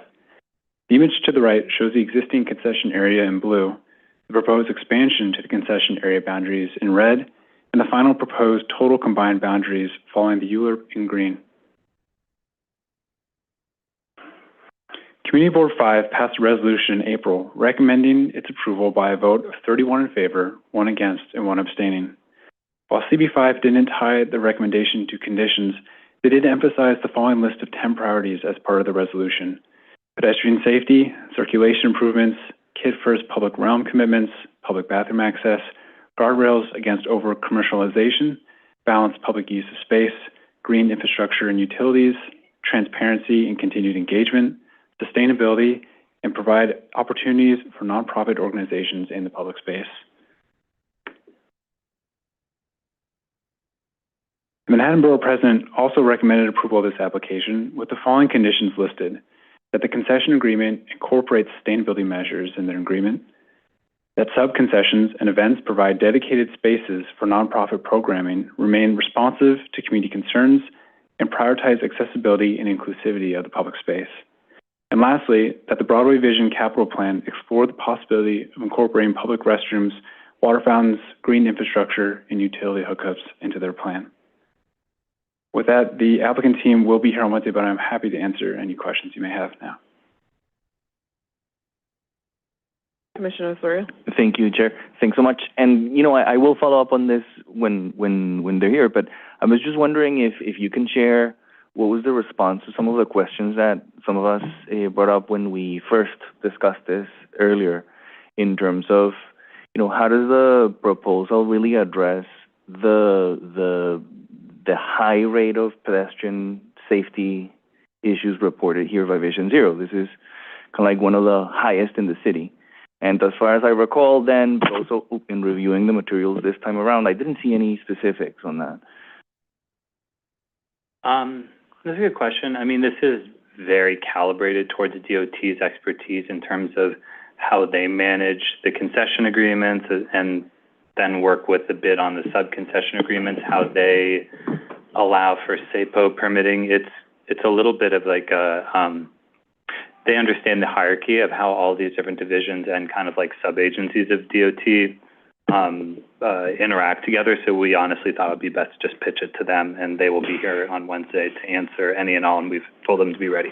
Of course, yes, I would appreciate that, but I also want to just, you know, elevate what the department has done in terms of urban design. I mean, your principles of good urban design, I think, should be applied here, front and center.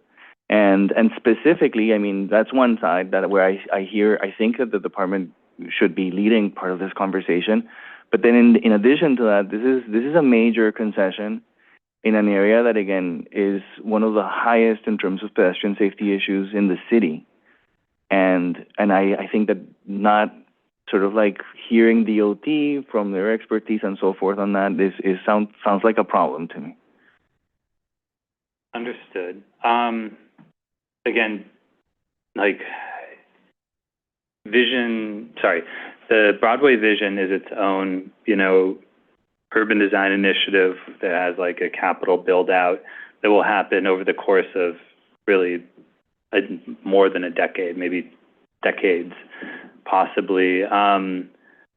Our relation ability to opine, I don't know off the top of my head. I mean, we can get back to the information on that. I think that with respect to the actual concessioning, DOT is best positioned to speak to like how will this look in practice. And again, they're the experts with how are you going to have, you know, more, or maybe I should say like less porous boundaries, the bike lanes, and you know the actual streetscape improvements. Because as a user of this, I do understand very much what you're talking about. Cool, thank you. No, I appreciate it. I know that this is you know, is led by another agency, and you're, you know, helping me understand the constraints in terms of how to have the biggest impact. I just think that from you know, as I stated earlier, this is an opportunity to really enhance the public realm, but also to have a better urban design experience here. It's safer at the very least. Well, we hope that the DOT comes Wednesday with like an incredible pitch on that. We've seen a preview of the presentation. It's pretty good, but they've obviously been thinking about this long and hard, have done, years of stakeholder engagement. So, but we'll be obviously there on the other end to play cleanup with any post-hearing follow-up. Thank you very much. And, again, if the commission can be useful in terms of, creating space for the department to engage in that conversation, this is certainly, I think, or should be a priority. Thank you. Commissioner Cerullo? It's really just sharing a thought, because, and I understand, just trying to narrow our role in this process. And I know the hearing is Wednesday. It'll be great to hear everybody's participation. But I think with some level of experience here, what we're doing is helping to basically authorize them to take it and run, right? We're not weighing in on very many of the details. We can make our report identify whatever it is that we believe should be considered in the process, but we're not designing this. And basically, whatever they think they want to do to design it, they won't really know until they get to work on designing it. The other thing we need to consider is there's a not-for-profit partner that's going to be responsible for managing this. It's not the city.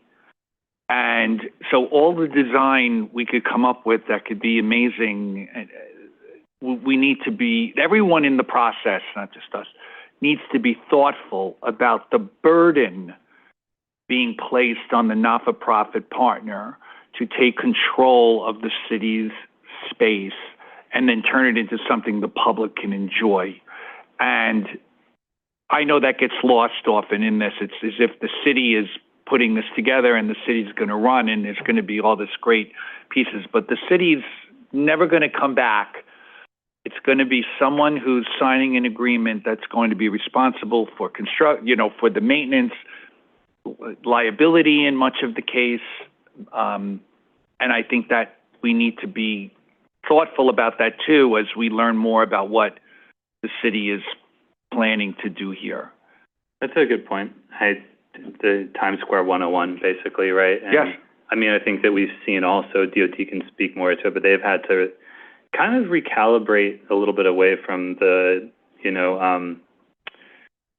the components when they're pedestrianizing Times Square that are hard to source, and their indemnification, discussions, insurance discussions. So my sense is they've been moving towards a more simplified, set of materials. I mean, makes sense. I totally, hear this. I think it's a great question for DOT because they've had the interaction with the maintenance partner. And as you noted, it is a grant into perpetuity. It's not like a term limited matter. So major concessions, they don't have like they don't have any period after which they have to come in and reapply for it. Correct. But thank you. Thank you. Thank you. So we will hear this at Wednesday's public hearing. Thank you. Thank you. Thank you. The eighth item on our agenda is a pre-hearing review of a special permit in Manhattan Community District 3, and our presenter is Catherine Nessel.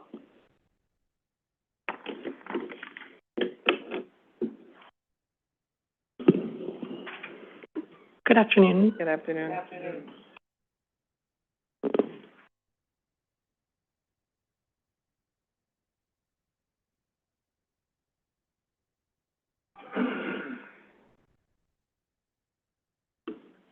Perfect. This is a pre-hearing review for St. Augustine's Preservation and Redevelopment, a zoning special permit sought by the rector, church wardens, and vestry members of the Church of St. Augustine's Parish and August 330 Madison Partners, LLC. This application was certified on March 30th, and the public hearing is scheduled for this Wednesday, June 3rd. This private application is on the Lower East Side of Manhattan and would facilitate the preservation and redevelopment of the landmark St. Augustine's Church. A 21-story, 98,318 square foot development is proposed, with ground floor retail and community facility space, along with 130 income-restricted dwelling units. The approximately 11,867 square foot 1829 chapel building would remain and be restored pursuant to the conditions of a special permit. To facilitate this development, the applicant seeks a special permit pursuant to Section 74-711, which allows for bulk modifications on zoning lots containing buildings in a historic district, or in this case, a landmark. Specifically, the applicant seeks waivers of yard, height, and setback regulations. The portions of the existing chapel and proposed development that will be facilitated by these waivers are highlighted in orange on this slide. Manhattan Community Board 3 held a hearing on this application and voted 31 in favor, 0 opposed, and 0 abstaining to approve the application with the following conditions. Namely, that 1, the applicant shall make every effort to ensure that income-restricted residential units are affordable in perpetuity. 2, the applicant shall make every effort to keep commercial rents as affordable as possible. And that 3, the applicant shall provide a robust construction protection plan to ensure the protection of the historic church. And on May 29, 2026, the Manhattan Borough President issued a recommendation to approve this application without conditions. This concludes my presentation, and happy to answer any questions. Thank you. Thank you. Okay. Hearing no questions, we will hear this at Wednesday's public hearing. Perfect. Thank you so much. The 9th item on our agenda is a pre-hearing review of site selection and acquisition in Queens Community District 2. Our presenter is Colin Ryan. Good afternoon again.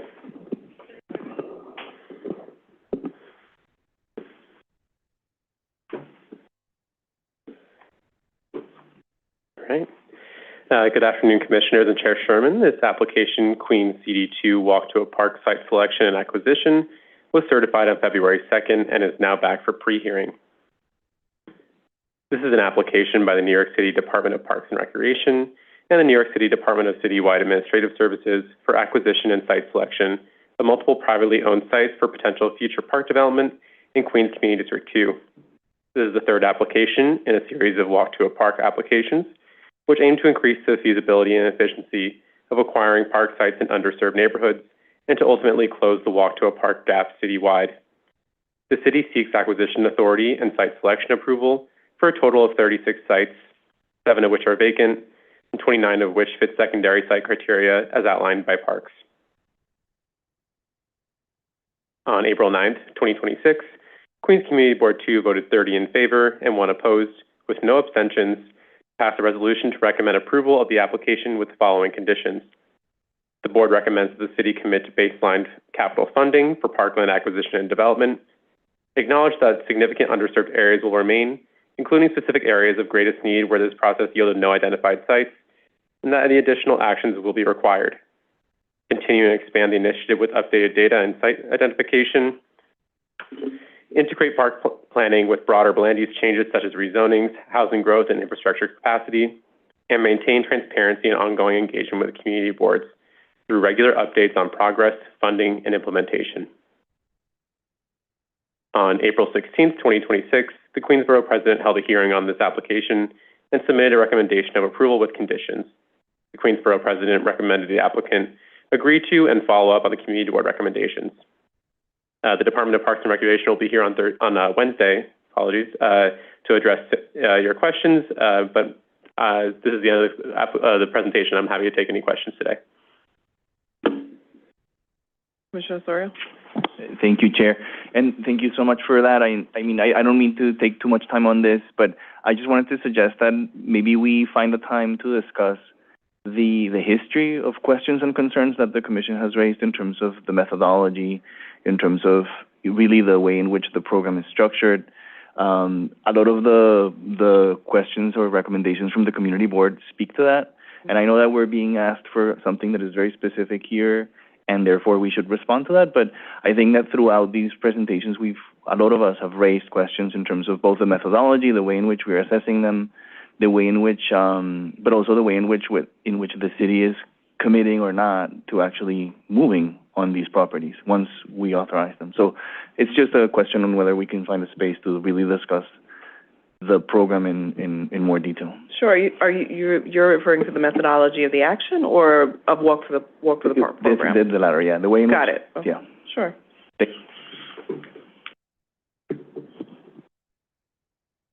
Commissioner Benjamin? And I would thank the department for the letter that was written in conjunction with Parks. But I would reiterate what Commissioner Osorio said, that it doesn't really address the why of the methodology. I understand that under the methodology, they don't consider any open space that is not 100% public, with the exception of POPs.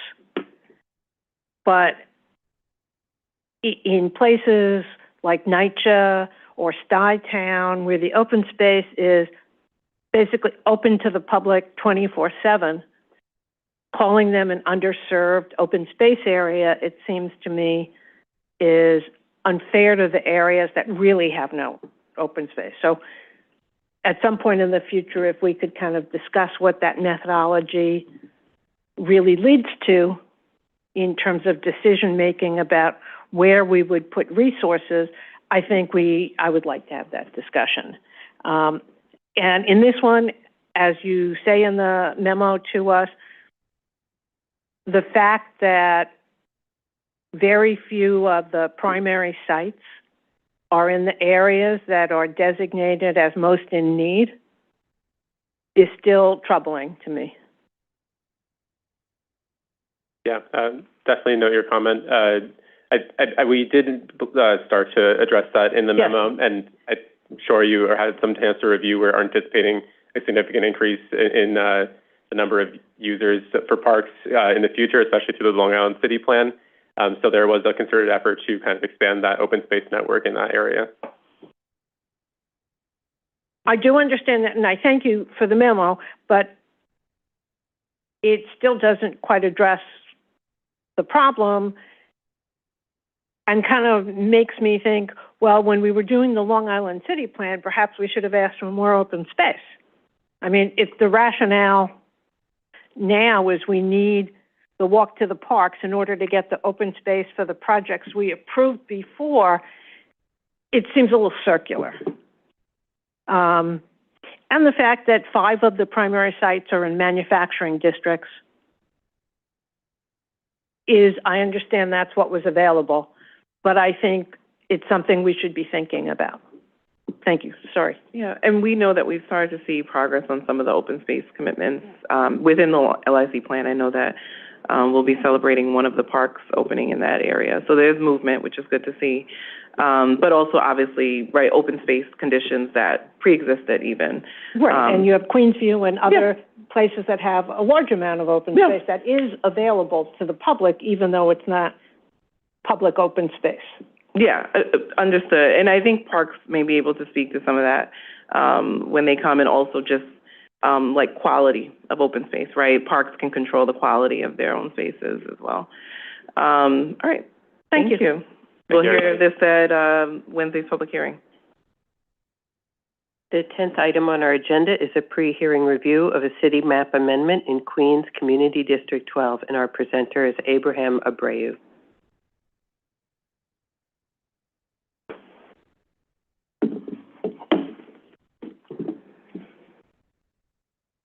Good afternoon. Good afternoon. So this is Atlantic Avenue demapping, a city map amendment by the Department of City Planning in Queens Community District 12.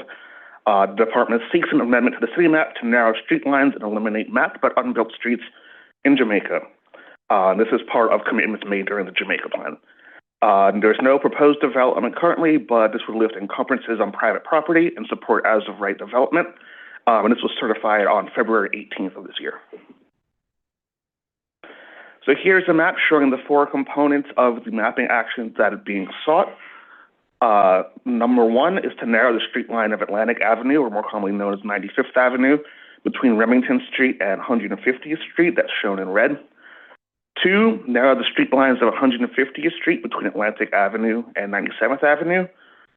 3, eliminate the unbuilt portion of Atlantic Avenue between 150th Street and 158th Street, shown in blue.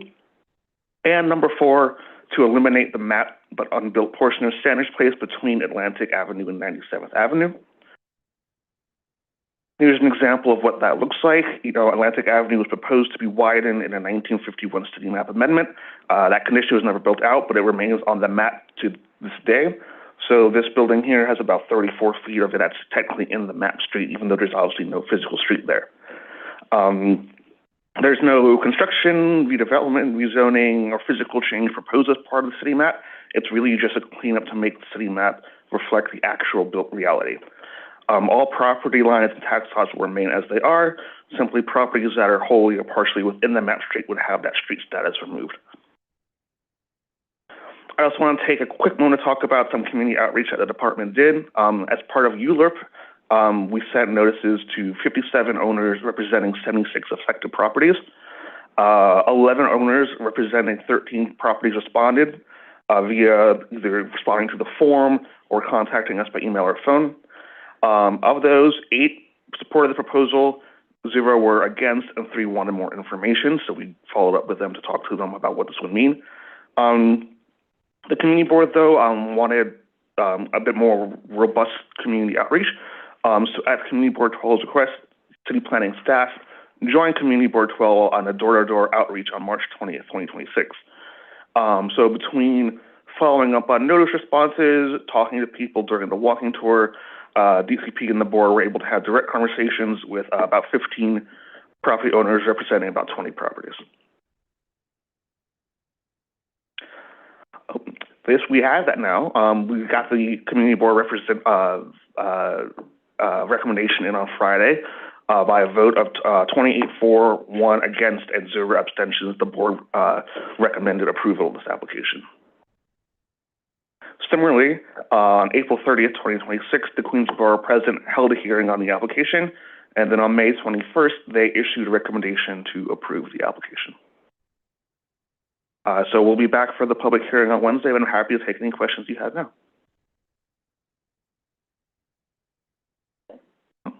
Thank you for your work on this. We'll hear this at Wednesday's public hearing. Thank you. The 11th item on our agenda is a pre-hearing review of the zoning map amendment in Queens Community District 12, and our presenter is Mary Charlotte Gitlin.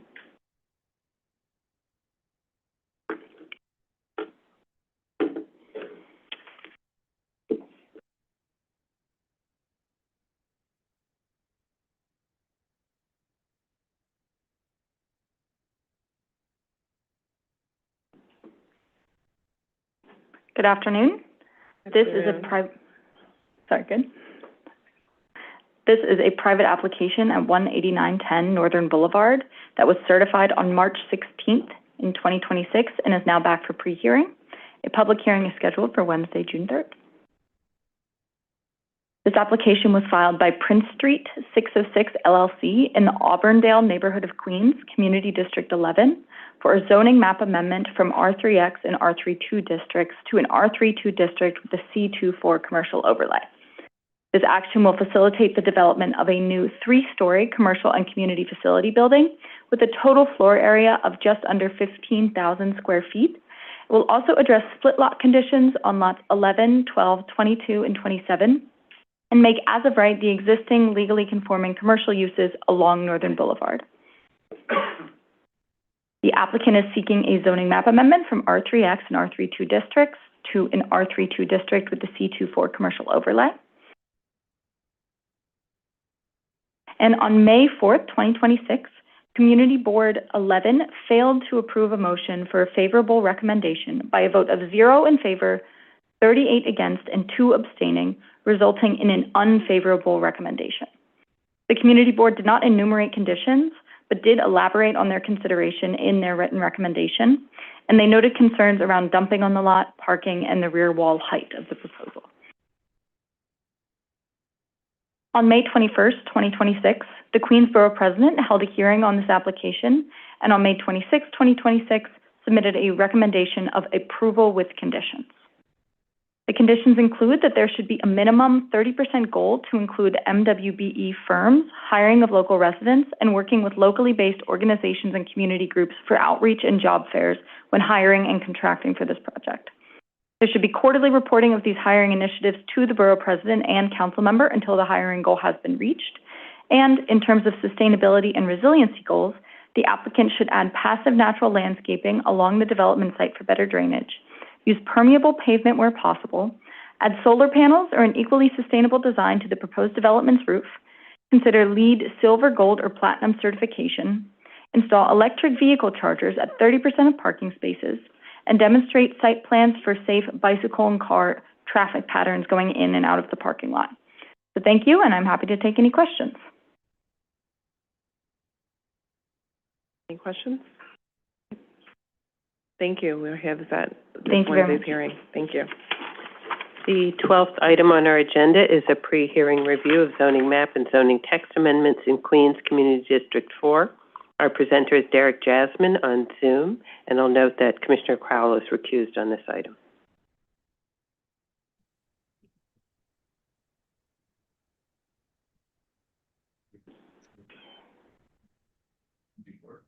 Hello, good afternoon. This application was certified on February 2nd and is now back for pre-hearing. Next slide, please. This is a private application by 108 Realty Group, Inc. in the Corona neighborhood of Queens Community District 4 to facilitate the development of a new 13-story mixed-use building with 119,500 total square feet containing 119 dwelling units, of which 30 would be permanently income restricted, 17,700 square feet of community facility area, 8,700 square feet of commercial area, and 45 accessory parking spaces. Next slide, please.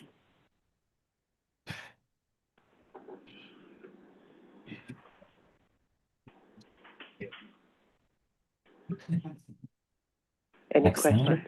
Oh, thank you. Next, To please. facilitate this development, the applicant seeks a zoning map amendment from an existing R6B zoning district to an R7X C24 zoning district, and a zoning text amendment to map MIH with option 1. Next slide, please. On March 26, 2026, Queens Community Board 4 held a public hearing, and on April 14th, 2026, they voted 25 in favor, 9 against, and 0 abstaining, a recommendation of disapproval. The board also attached a statement to the recommendation expressing concerns, including a deeper level of affordability on income-restricted units in line with MIH option 3, the inclusion of senior housing units, building architecture that reflects the character of the community, consideration for additional parking spaces, and hiring of district-based contractors for construction. And their full statement can be found in the briefing materials. Next slide, please. On April 16th, 2026, the Queensborough President held a hearing on this application, and on May 8th, provided a recommendation of approval with the following conditions. There should be a minimum 30% goal to include minority and women-owned firms, hiring of local residents and working with locally based organizations and community groups for outreach and job fairs when hiring and contracting for this project. There should be quarterly reporting of these hiring initiatives to the borough president and council member until the hiring goal is reached. And the applicant should consider MIH options 1 and 2 for this proposed development. The applicant should confer with the local community board, council member, and borough president to place a community-based organization or partner in the proposed community facility space. The applicant should communicate with New York Parks to jointly fund any outstanding capital and/or expense projects for the Corona Health Sanctuary Playground nearby. The applicant should assess the studio to family-sized unit ratio and make changes to include more family-sized units. And lastly, the applicant team should incorporate pervious pavement, bioswales, and rain gardens into the proposed development designs and should plan to go above legal requirements with regard to sustainability. And that concludes my presentation. I'm ready for any questions. Thank you. Are there any questions? Thank you. We will hear this at Wednesday's public hearing.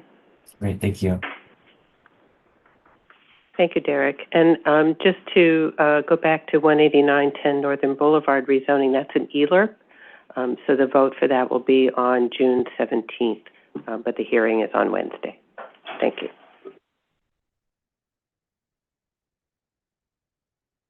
The 13th item on our agenda is a pre-hearing review of zoning map and zoning text amendments in Brooklyn Community District 1, and our presenter is Ina Gusenfeld. Good afternoon, Commissioners. This is an application for a zoning map amendment, a zoning text amendment at 200 Kent Avenue that was certified on March 2nd and is returning today for a pre-hearing. The public hearing is scheduled for Wednesday, June 3rd. The applicant is 200 Kent 1 and 206 Kent Investor, LLC. And the project is located in Williamsburg, Brooklyn Community District 1. The council member is Lincoln Ressler. The project site occupies the entirety of a block bounded by North 3rd Street, Kent Avenue, Metropolitan Avenue, and River Street. The existing commercial building was constructed in 2022 pursuant to M14 zoning and intended as a base for future high-rise construction. This slide places the site in context of the Williamsburg waterfront, including recent and future development on the adjacent blocks. The applicant has requested 2 actions: a zoning text amendment to change the project area from M14 to M14A R7X MX, and a zoning text amendment to establish a coterminous MIH area with options 1 and 2. These actions would facilitate the conversion and vertical expansion of an existing 5-story commercial building into a 14-story mixed residential and commercial development with 143 dwelling units. In addition to new housing, including MIH units, the proposal would dramatically reduce the amount of accessory parking on site by eliminating 143 screened parking spaces above the 2nd story. Just to note, the surrounding area is mapped with a variety of MX districts, reflecting its highly mixed-use character. Thus, the proposed M14A R7X district would be in line with similar districts to the south and east of the project site. On April 14th, Community Board 1 held a public hearing and vote on this application. The board recommended conditional approval with 28 in favor and none against or abstaining. The board also listed 3 conditions for the future development as follows: that the applicant follow through on its agreement to work with the appropriate council members to contribute to the beautification of nearby Grand Ferry Park, that there be more than the minimum requirement for affordability provided within the development, and that the Trader Joe's bike parking lot, Trader Joe's is the tenant of the ground floor, which is expected to remain, that parking lot be redesigned for better and safer access.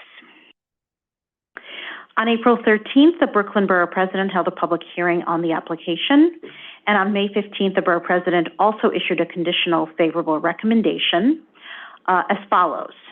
So conditions would be that the applicant make a concerted effort to identify light manufacturing tenants for the ground floor, which is not fully rented out, and that the proposed development provide greater and deeper affordability given the changing use and local need for affordable housing in line with the community board's recommendation. At review session in March, questions arose regarding the applicant's plans for floors 3 through 5 of the existing building, which are currently used as parking. The applicant has since clarified that those upper stories would be converted to residential use as part of the redevelopment. As shown in this image, the proposed 14 stories would be achieved via an 11-story tower and 3 stories above the lower commercial and community facility floors. The applicant team will provide additional details at the upcoming hearing. Finally, this plan shows how the ground floor would be redesigned to accommodate community facility and residential lobby space, together with the existing commercial entrances, loading area, and subterranean parking access. As noted previously, the existing Trader Joe's will remain on the ground floor, and the applicant plans to stage construction so as not to interfere with the store's continuous operations during build-out.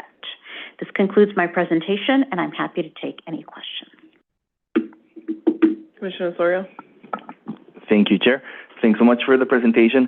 And so we'll discuss this with the applicant directly, but I'm wondering if you can share a little bit your response to the Borough President's recommendations.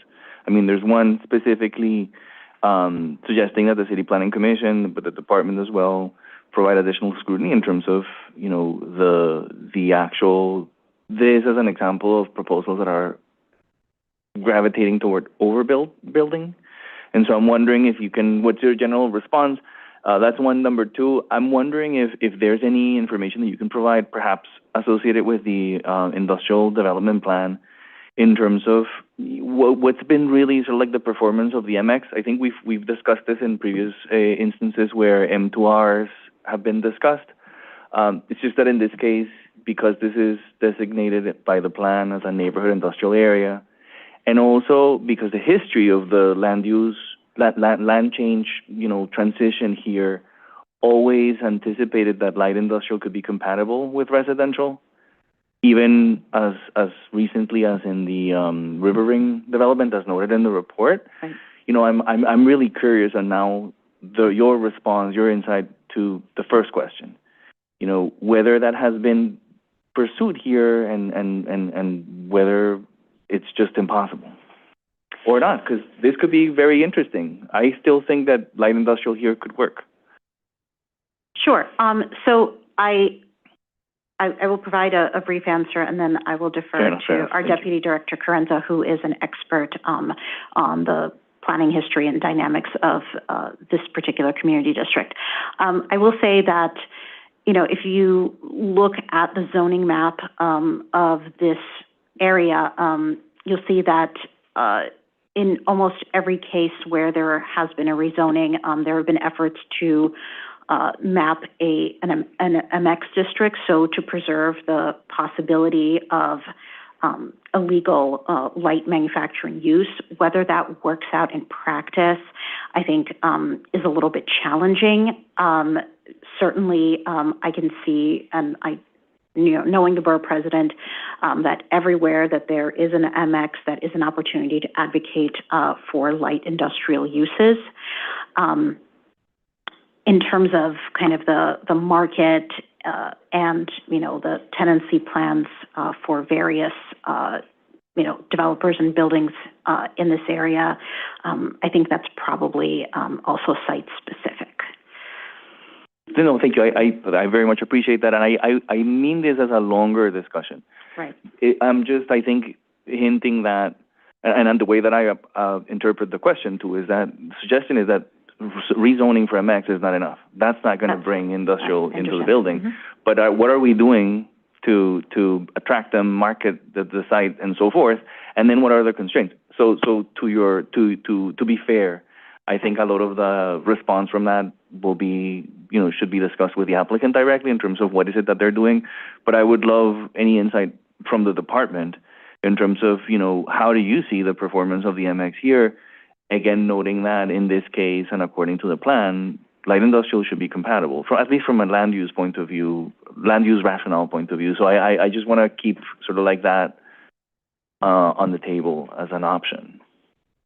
Yeah, and I can just jump in as well. I mean, obviously there's some limitations to what can be accomplished through land use alone, and there are a number of recommendations in the industrial plan report that was released late last year, and one of the things that we're focused on is figuring out how we start to lift up and operationalize some of those recommendations, which go beyond, what's in the power of DCP alone, right, which brings some of our other agency partners to the table. So we can certainly bring that back to the commission and brief folks on some of the ways in which we're trying to move that forward too.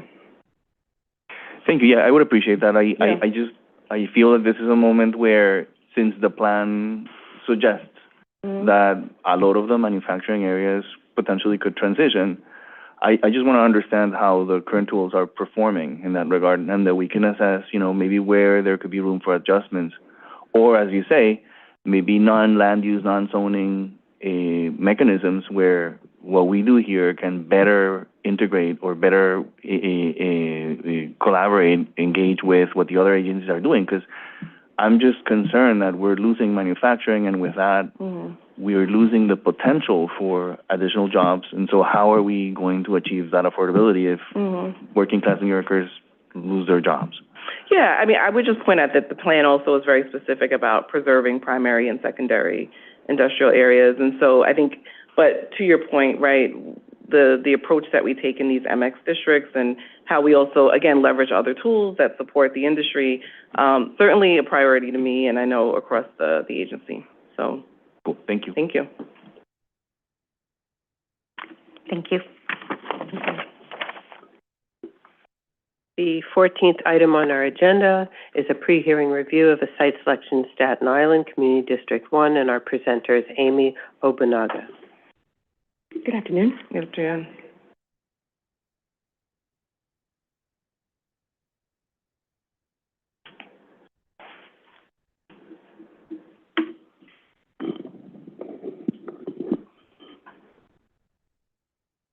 Good afternoon, Chairman and Commissioners.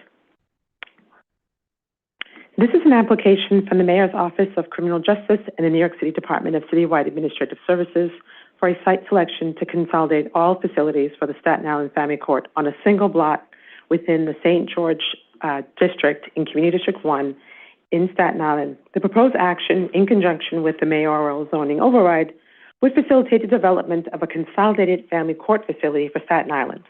This application was certified on March 2nd. To provide a full context for the proposed action, in 2019, New York State adopted the Raise the Age legislation, which increased the age that a child can be criminally prosecuted as an adult in New York State to 18 years of age. Thus, the New York family courts are required to expand their services and facilities to provide judicial assistance necessary to defendants 16 and 17 years of age, who previously would have been tried as adults in criminal court. Currently, the Staten Island Family Court operates 2 courtrooms in the original building, which is at 100 Richmond Terrace, and in modular buildings there is 1 hearing room, and the other is a family court program, and that's shown in light blue in the center. The 2 other locations not shown on the screen include 18 Richmond Avenue. There are 4 family court rooms, 1 hearing room, family court help center, and a judiciary clerk offices. And at 25 Hyatt Street, there are 2 hearing rooms, judiciary court clerks offices, and the family court land facilities and supports. The proposed action, in conjunction with a mayoral zoning override, would facilitate the development of a consolidated family court facility for the borough of Staten Island within the St. George Civic Center that would renovate both the existing court building at 100 Richmond Terrace, the administrative offices at 55 Stuyvesant Place. So that, again, the darker blue at the top on the right is the 55 Stuyvesant, which would be renovated, and then also renovated in the center is the 100 Richmond, which is also in lighter blue in the center. The proposed development would include the construction of a new family court building at 10 Hamilton, and that's shown on the right in the pale orange.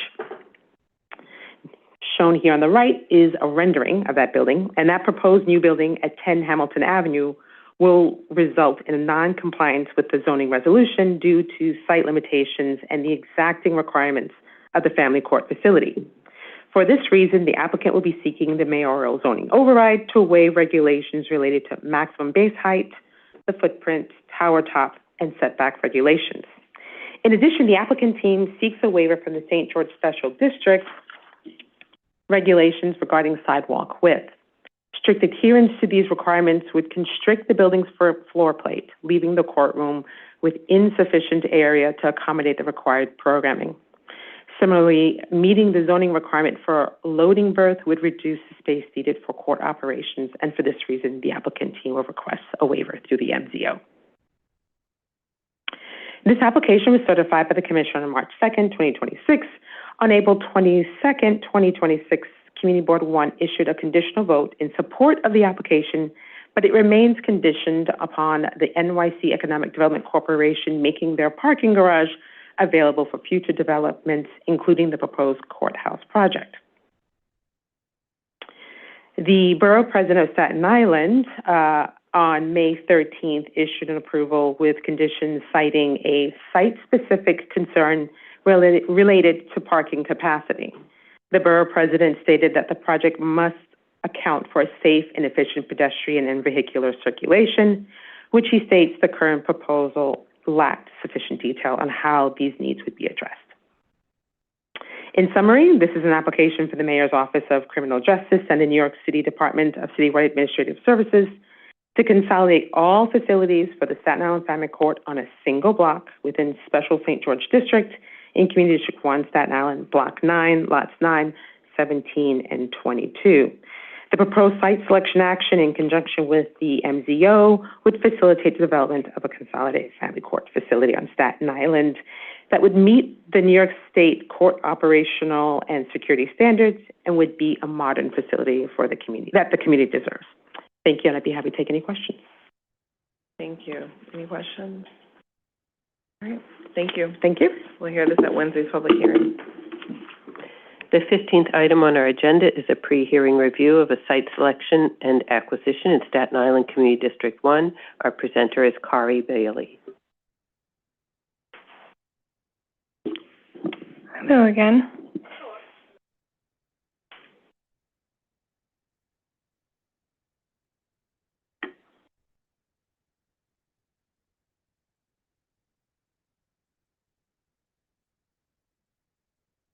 Good afternoon again. My name is Kari Baylor. I'm a planner in the Staten Island office, and I'm here to present the New York City Parks 336 Meredith Avenue Fleet Maintenance Facility project, which was certified on March 16th, 2026, and is now back for CPC pre-hearing.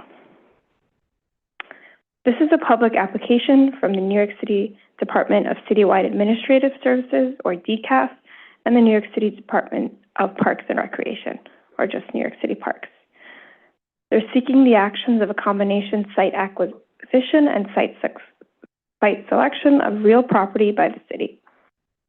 These actions would facilitate the purchase of a ready-to-go site of an approximately 70,000 square foot lot for the establishment of the New York City Parks Fleet Maintenance Facility at 336 Meredith Avenue in an M3-1 district in the Bloomingfield neighborhood of Staten Island Community District 2.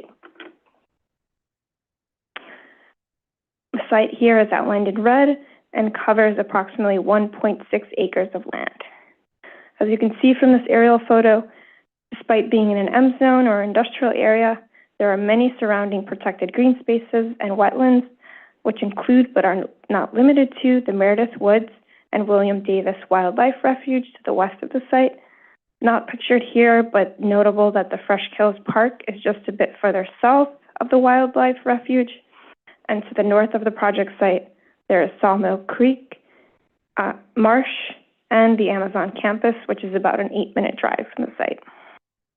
And the site has convenient access to the West Shore Expressway, which is a 5-minute drive west of the site. On April 21st, 2026, Staten Island Community Board 2 issued a favorable recommendation with 18 voting in favor, 0 against, and 0 abstaining. On May 15th, 2026, the Staten Island Borough President issued a conditional favorable recommendation, and the Borough President noted that his office recognizes the operational need for a fleet maintenance facility, but has concerns about industrial concentration, environmental burden, traffic impacts, and compatibility with surrounding uses. His office requests that there be project mitigation measures specific to traffic management, environmental controls, noise, and community engagement during construction. So in summary, the applicants, New York City Parks and DCAS, is seeking combination acquisition and site selection of real property by the city to facilitate the acquisition of 70,000 square foot or 1.6 acre of property for the site selection of a New York City Parks fleet maintenance facility. These actions would enable the purchase of a ready-to-go site, becoming a city-owned and New York City Parks managed fleet facility at 336 Meredith Avenue in the Bloomfield neighborhood of Staten Island Community District 2. This concludes the presentation, and I'm happy to answer any questions. Thank you. Thank you. Hearing no questions, this will be heard at our public hearing on June 3rd. Thank you. Future votes for consideration on Wednesday, June 3rd. Staff have prepared reports on 164th Street rezoning, which had a follow-up memo in your package. 50-20 108th Street rezoning, which also had a follow-up memo in your package. 6302 Fresh Pond Road rezoning. And on 2950 West 24th Street rezoning, which had a follow-up memo in your package, and David Weissglass is here to present on Zoom. Good afternoon, Commissioners. Good afternoon. Great. I'm here to present the staff recommendation for the project at 2950 West 24th Street. The public hearing for this project was held on April 29th. The project is located in Coney Island in Brooklyn Community District 13. The applicants here are requesting 4 actions for this project: a zoning map amendment, a zoning text amendment, a zoning special permit to establish a large-scale general development at the site, and a separate zoning special permit to partially waive parking requirements on the site. These actions will facilitate the development of an 18-story, approximately 334,300 square foot mixed-use building with 408 income-restricted units developed per HBD's Extremely Low and Low Affordability Program, or ELA. The project also includes the addition of ground floor community facility and commercial uses, as well as improved and renovated open spaces on the site. The department supports this application, which presents an infill opportunity for new income-restricted housing in South Brooklyn, where such housing is very much needed. The department believes that the zoning map amendment to R73 and C24 districts is appropriate, as the proposed districts facilitate an infill opportunity on the site at a height and density consistent with other developments in the area, as well as activation of Surf Avenue with ground floor non-residential uses, strengthening a very important corridor in Coney Island. Further, while the applicant is proposing a 100% income restricted project, the zoning text amendment to designate the project area as an MIH area will ensure that any development on the site will include affordability requirements in perpetuity. The department believes the requested waivers for height and setback, distribution of bulk, and distance between buildings regulations are appropriate, as they will allow the construction of an efficient and well-designed mixed-use building that maximizes the space and better relates to the existing building on the site, as well as buildings in the surrounding area and the rest of the surrounding context. The department believes that the applicant meets the findings, ensuring a superior site plan of buildings and improved open spaces that work cohesively on the site and relate well to the surrounding environment. The department believes the requested partial waiver of parking requirements is appropriate as well, as it will allow the development of additional income-restricted units on the site without having significant adverse impacts on nearby residents, businesses, or community facilities. The department does recognize that the site is located within the coastal zone and the 1% annual chance floodplain, and as such, climate resiliency is of the utmost concern with development in this area. The department, however, is pleased that the applicant plans to incorporate flood mitigation measures, including ground floor and all main entrances that will be above the design flood elevation of 13 feet, on-site filtration, and green roofs. The department notes that infill on existing permeable surfaces in this area should be carefully considered on a case-by-case basis, and is pleased that this plan before us balances retention and improvement of open space in tandem with the development of new housing. In summation, the department recommends approval of the proposed actions, which will facilitate the development of an 18-story mixed-use building with 408 income-restricted units at 2950 West 24th Street in Coney Island. That completes my presentation. Be happy to answer any questions you may have. Okay. There are no questions. Thank you. Thank you, David. Staff have also prepared reports on the 3 landmarks, PS 15 Annex, Church of St. Mary, and the Lithuanian Alliance Building. A report has been prepared on Sawmill Creek Marsh Park Addition and ELERP, which Paul Mavetsky is here to present.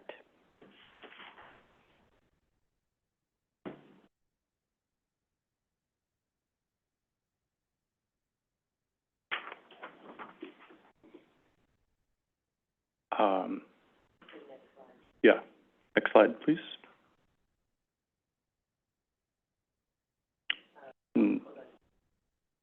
Okay.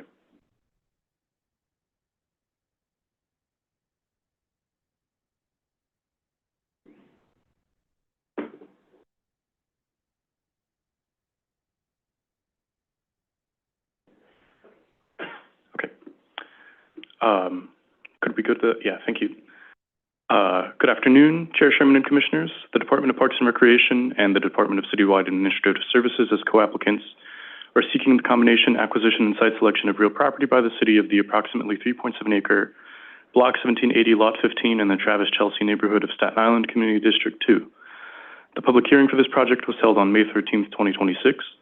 This acquisition and site selection would facilitate ecological restoration on the project site and its integration into the marsh ecosystem of the adjacent Sawmill Creek Marsh Park wetland complex, as well as the overall long-term habitat restoration, biodiversity, flood resilience, and climate adaptation along Staten Island's West Shore. Next slide, please. Due to the ecological and resiliency benefits of this project, especially given the environmental importance of this region on Staten Island, the Department of City Planning finds the applicant's request for an acquisition and site selection to be appropriate. Thank you.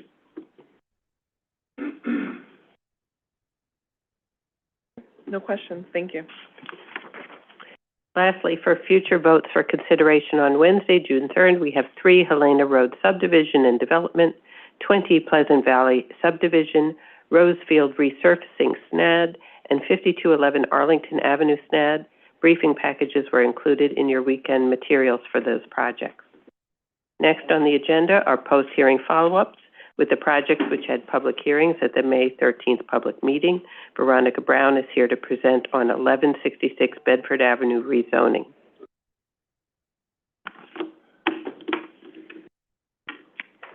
Good afternoon, Commissioners. Good afternoon.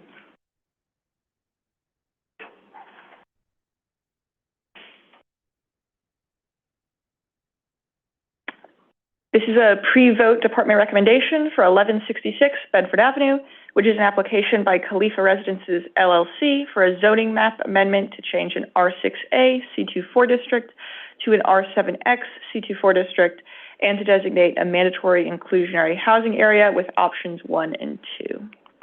The department recommends approval of the application, which will result in 144 income-restricted senior housing units, ground floor commercial, and a community facility space, including the Masjid Abdul Musi Khalifa and the Clara Muhammad School of the Masjid Khalifa, which are currently located on the development site.